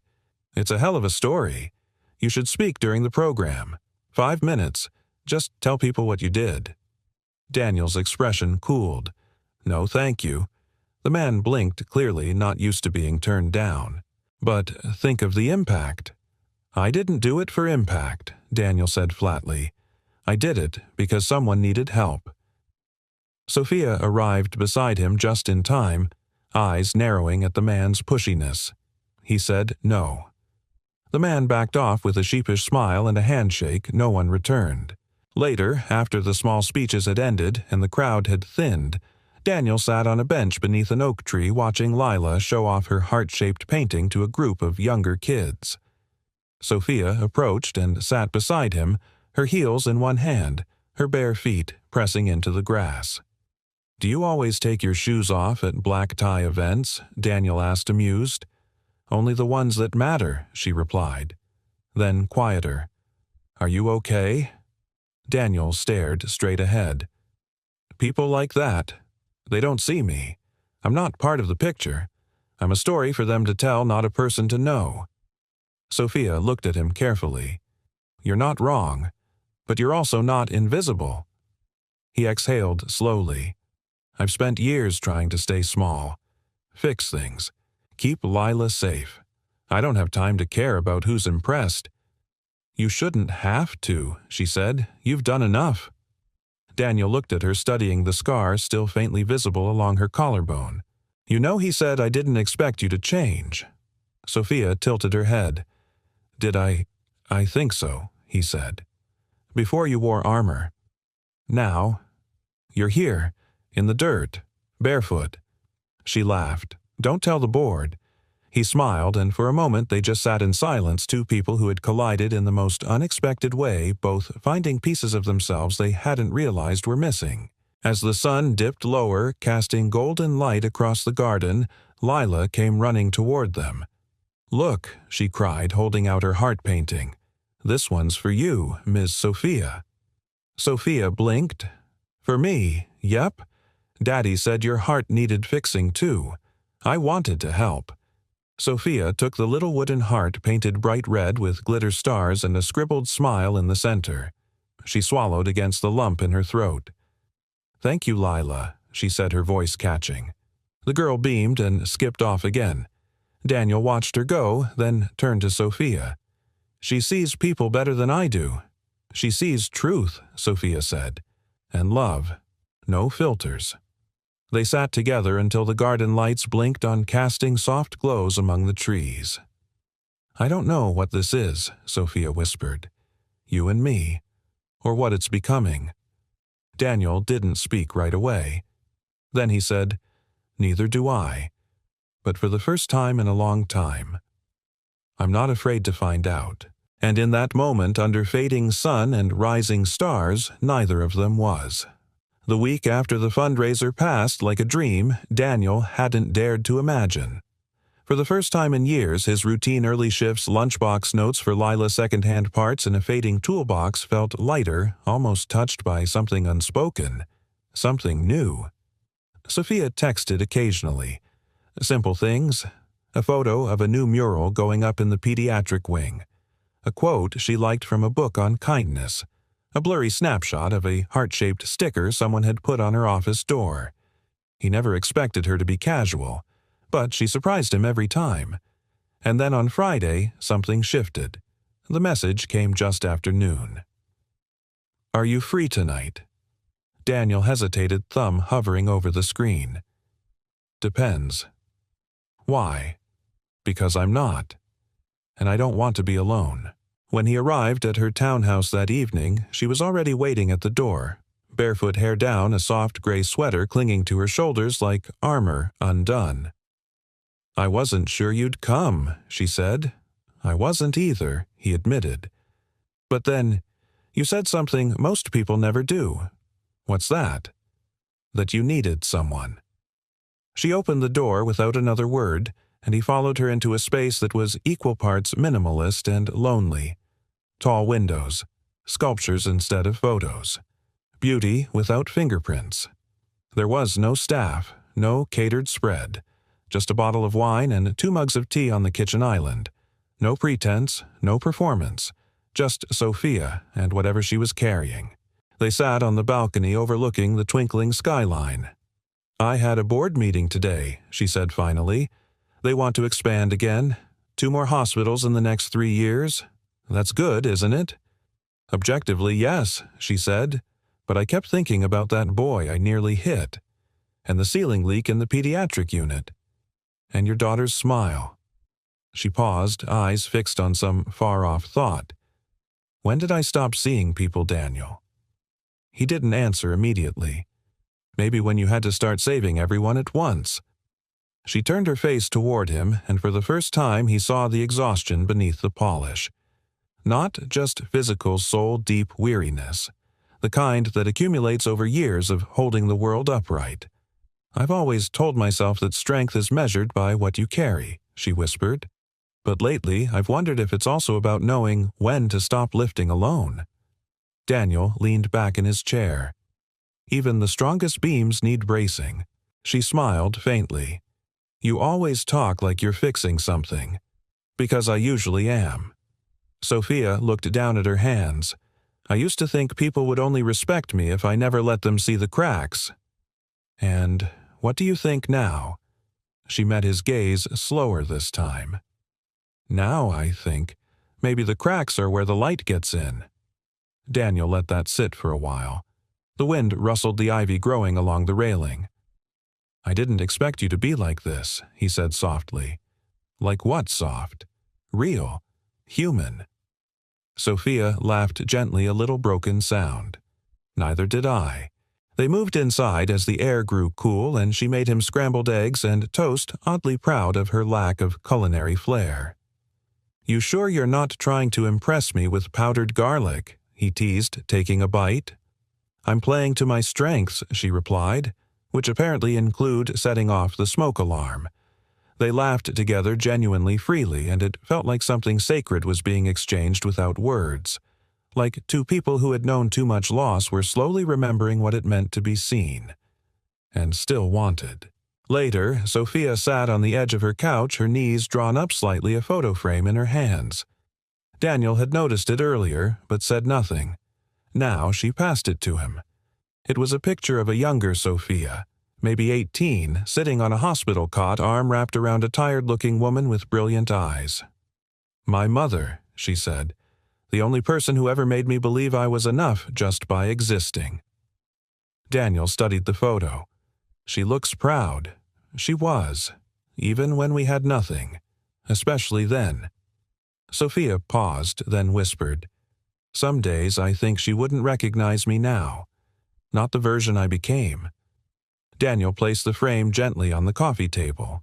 "I think she'd say her daughter built a world where no one else would be left behind the way she was." Sophia swallowed hard. "I just wish it didn't cost me so much of me." He looked at her. "Then maybe it's time you got her back." Silence fell again, but it was comfortable. Not empty, full of all the things that didn't need to be said. When Daniel stood to leave, Sophia walked him to the door, arms crossed but eyes open. "Thank you," she said, her voice quiet. "For showing up, for not asking for more than I can give. I wasn't expecting anything. That's the part that undoes me most." Daniel lingered in the doorway, one hand braced against the frame. He looked at her, at this woman who had the power to build hospitals and still chose to call him when she felt small. "I'll come when you call," he said simply, "even if all you need is quiet." Sophia didn't answer. Instead, she stepped forward and rested her forehead against his chest just for a second. Then she let go, stepped back, and closed the door with a soft smile. And Daniel walked away with the feeling that something fragile had been entrusted to him, not a person to fix, but a soul learning how to breathe again. And somehow it felt like he was learning too. The following days unfolded with a quiet rhythm like waves that reached further with each return.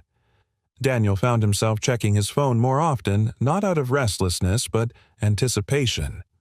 Sophia's messages came not in bursts, but in calm, measured moments. A photo of a sunrise from her office, a thought about a book she was rereading, a question about what Lila's favorite ice cream flavor was. It was mint chocolate chip, emphatically so. They weren't flirting. Not yet. But something gentle and meaningful pulsed beneath their every word. And then came the invitation. A foundation dinner. Nothing flashy, just donors and partners of the Langford Health Trust. It was Sophia's idea to invite Daniel and Lila, and when he hesitated, she assured him it was informal. "It's just a dinner," she said over the phone. Nothing more. But when he arrived that evening with Lila in hand and a button-down shirt he hadn't worn in years, he knew better. The room buzzed with polite conversation and clinking glassware, crisp white linens covered tables beneath warm chandeliers, and everywhere Daniel turned there were suits and dresses, handshakes, and rehearsed laughter. He stood awkwardly at the entrance, adjusting the collar that didn't quite sit right. Lila clung to his side, wide-eyed. "This isn't like the garden party," she whispered. "No," he murmured, scanning the room. "It's not." And then he saw her. Sophia, across the room, wearing an emerald-green dress that caught the light like falling leaves. Her hair was pinned loosely, and she was smiling politely as she spoke to two men in tuxedos. But the second her eyes met his, something shifted. She excused herself mid-sentence and walked straight to them. "You made it," she said, voice softer now, as if speaking only to them. Daniel cleared his throat. "We almost didn't." "I'm glad you did." She turned to Lila. "I saved some of those raspberry tarts you liked. They're in the back." Lila beamed and ran off toward the dessert table like it was a treasure hunt. Sophia turned back to Daniel. "You okay?" He hesitated. "This isn't my world." Her expression sobered. "Maybe it shouldn't be mine either." Before he could ask what she meant, someone interrupted them. A man in his late 60s, tall and sharp in a tailored gray suit. Daniel recognized him. His photo had been in one of Sophia's press interviews. "Ah, Sophia," the man said. "And this must be your guest." Daniel extended a hand. "Daniel Hart." "Robert Hensley," the man replied, shaking it. "Board member, you're the donor, correct? The everyman miracle story." Daniel's smile faded slightly. "I'm not sure I'd put it that way." Hensley laughed like it was a compliment. "Well, you've certainly made waves. The media loves a story like yours, blue-collar hero, anonymous generosity, CEO redemption arc. It practically writes itself." Sophia shifted beside him.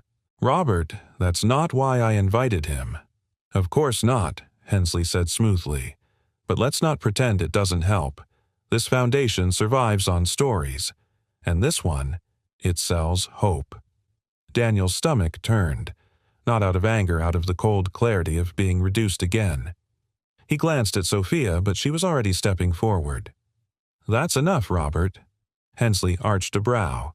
"It's just business." "No," she said, her voice steady, cool. "It's people. And you just forgot that."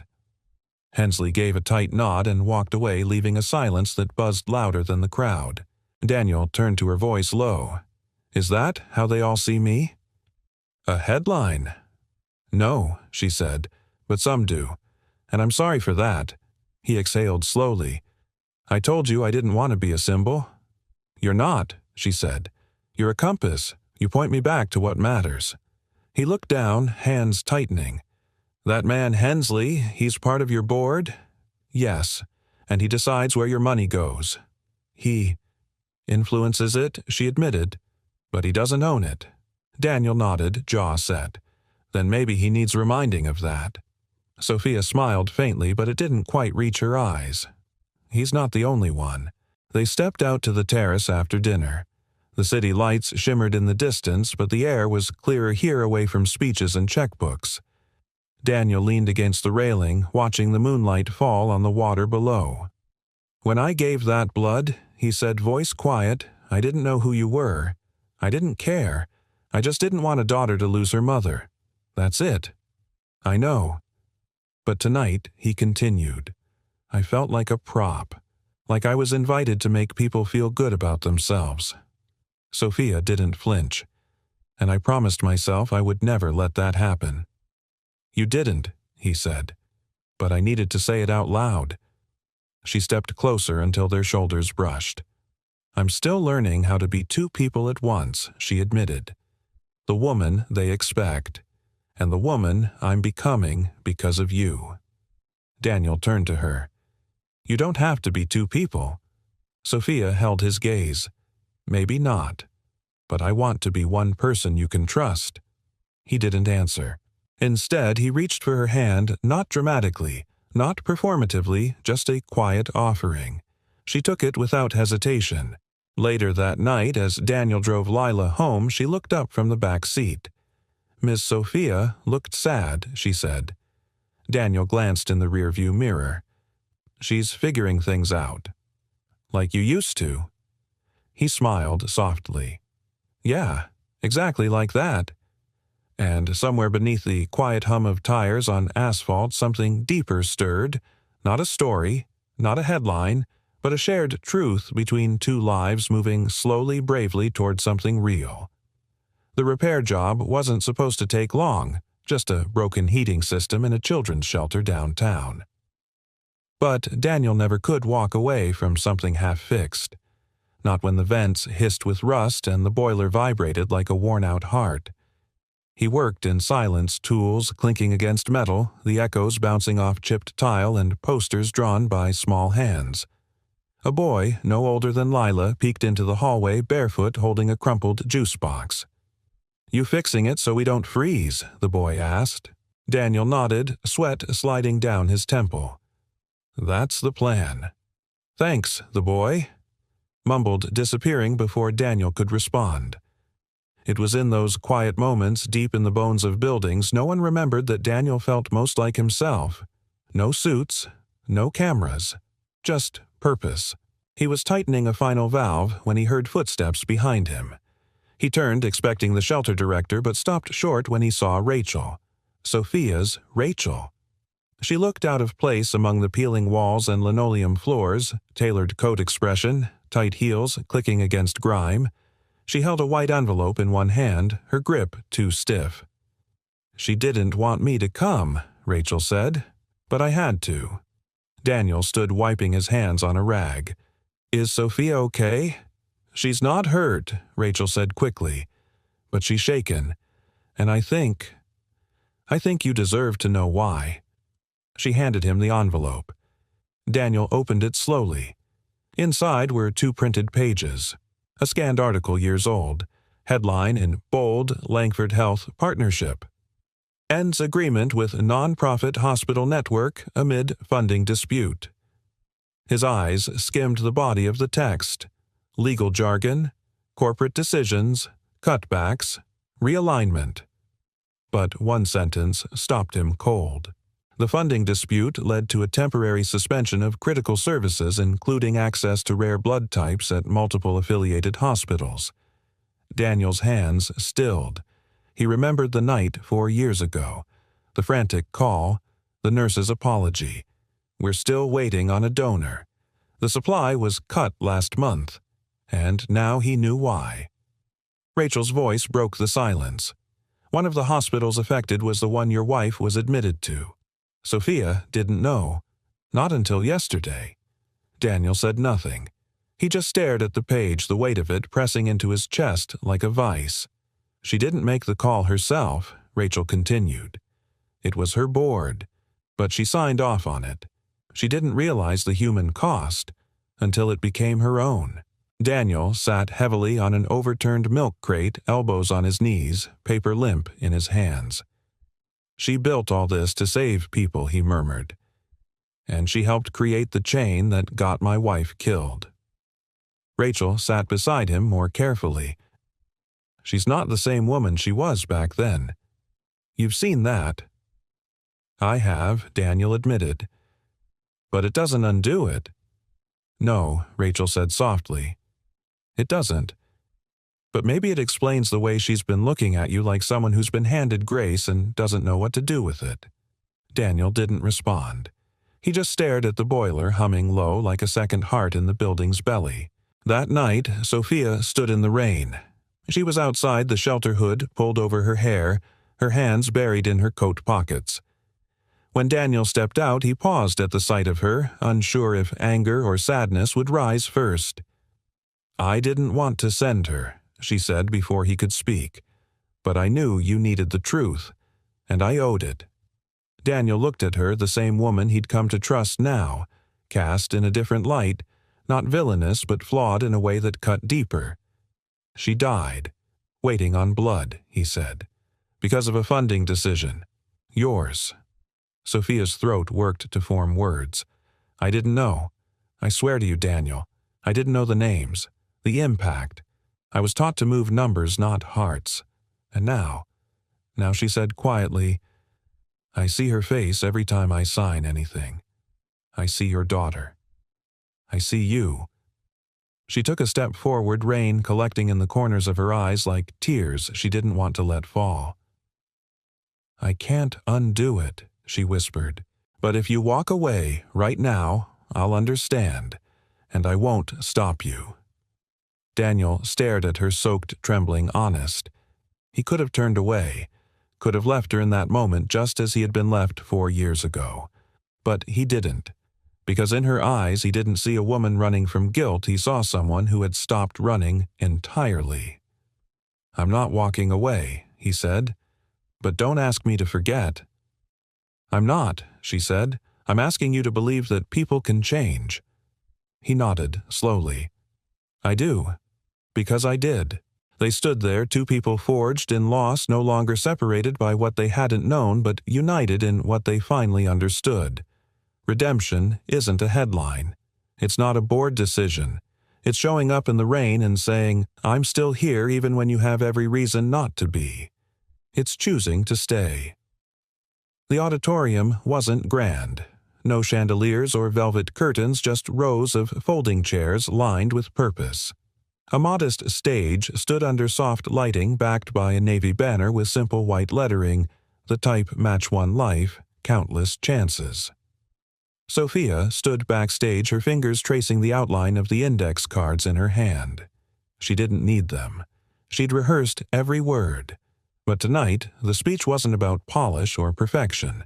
It was about truth, and she had never been more afraid to tell it. Rachel peeked in from the side curtain. 5 minutes. Sophia nodded, but her eyes were searching the crowd through the curtain slit. Dozens of donors had gathered, some in heels, others in worn jeans. Medical staff, volunteers, patients. Faces she had known from photos, and faces she now knew from life. But one face hadn't arrived yet. Meanwhile, across the city, Daniel was helping Lila into her best dress, a lavender cotton thing with a sewn-in sash she insisted on tying herself. He checked his watch again. The event had already started.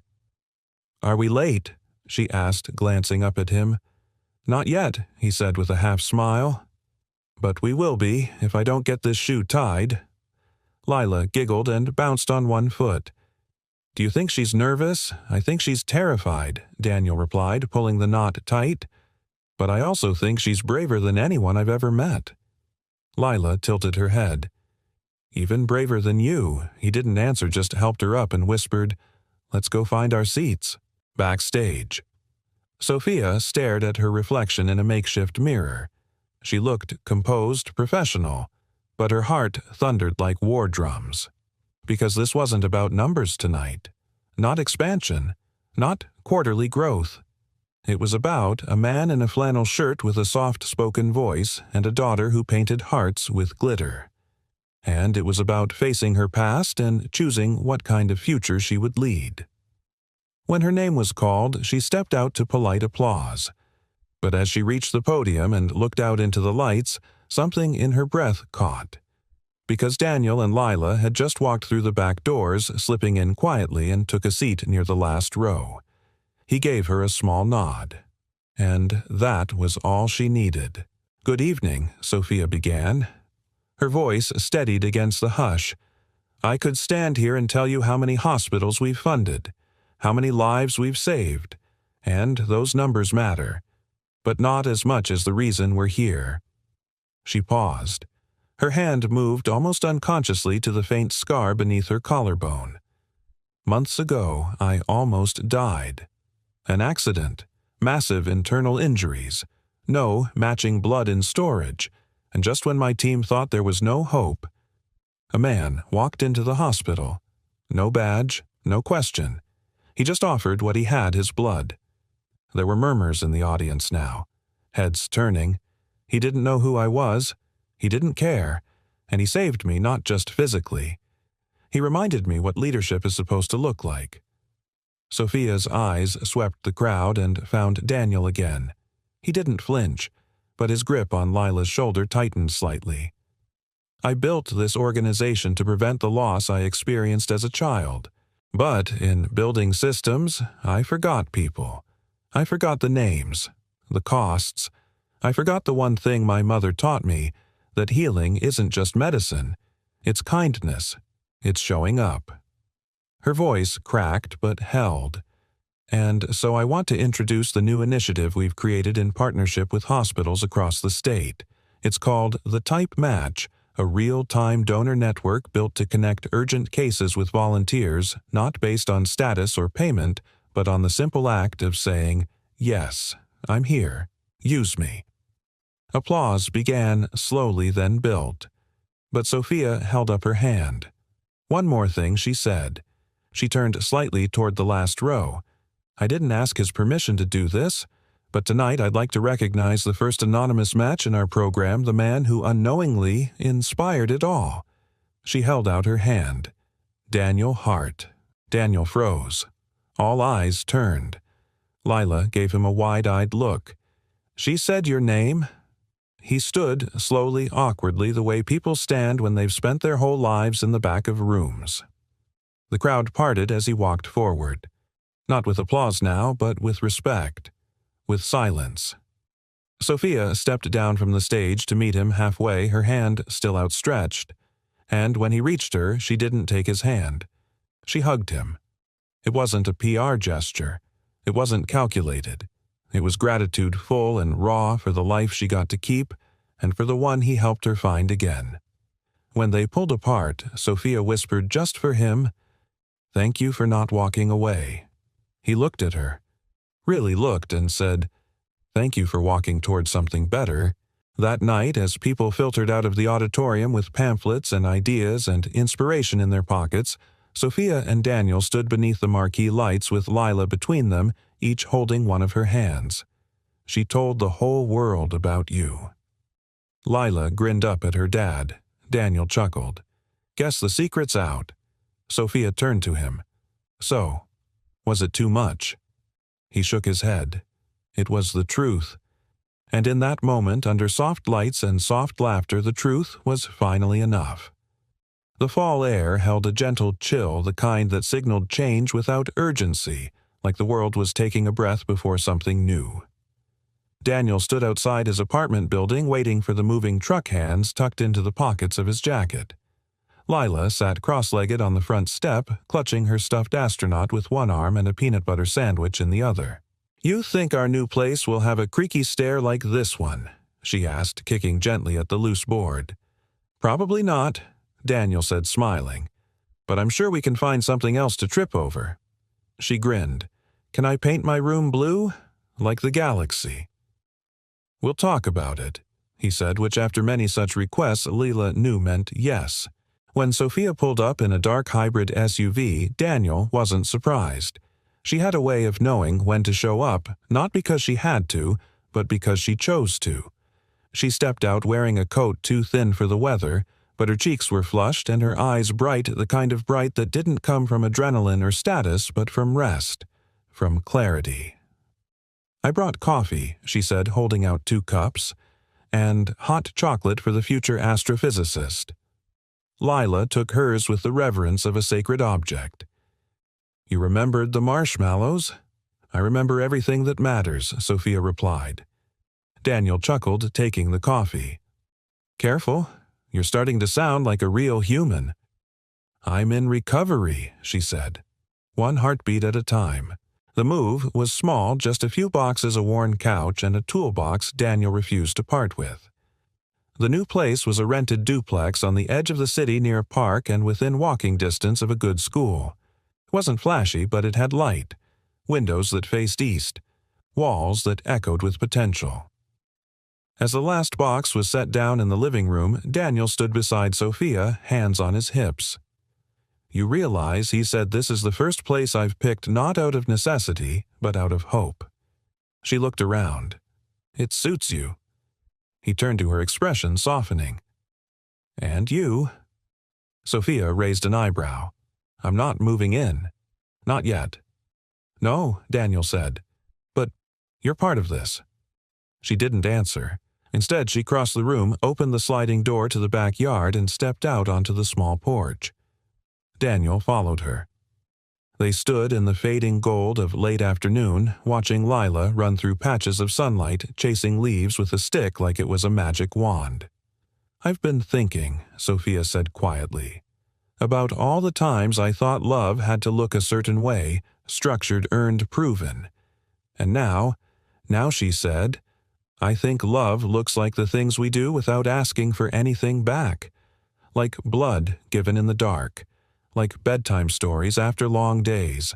Like staying even when you could leave." Daniel nodded. "Sounds a lot like grace." She looked at him, then really looked, and he saw the woman she had become. Still powerful, still driven, but rooted now. Softened not because she'd lost her edge, but because she'd finally learned that strength didn't mean solitude. "I don't know where this is going," she whispered. Daniel smiled. "That's the best part." Later, after the boxes were opened and pizza was eaten off paper plates, Lila curled up on the new couch with a blanket and a book, her eyelids growing heavy. Sophia sat beside her, brushing a hand over her hair. "She trusts you," Daniel said from across the room. "She makes it easy." "Not everyone sees her," he said. "Not really. But you do." Sophia looked over at him. "And you see me not as the name on a building, but as the woman who broke then healed." He stepped closer, kneeling beside the couch, one hand brushing hers. "You didn't just heal. You changed. You chose to." "And you let me," she whispered. Daniel leaned forward, gently pressed a kiss to her knuckles. "Not by chance," he said. In the months that followed, the type match grew beyond expectation, not because of marketing, but because of stories. Nurses told them. Families passed them down. Donors became heroes not in headlines, but in whispers.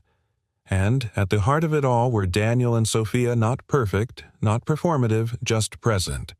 They attended community nights, helped paint murals at the children's wing, took Lila to science museums on weekends.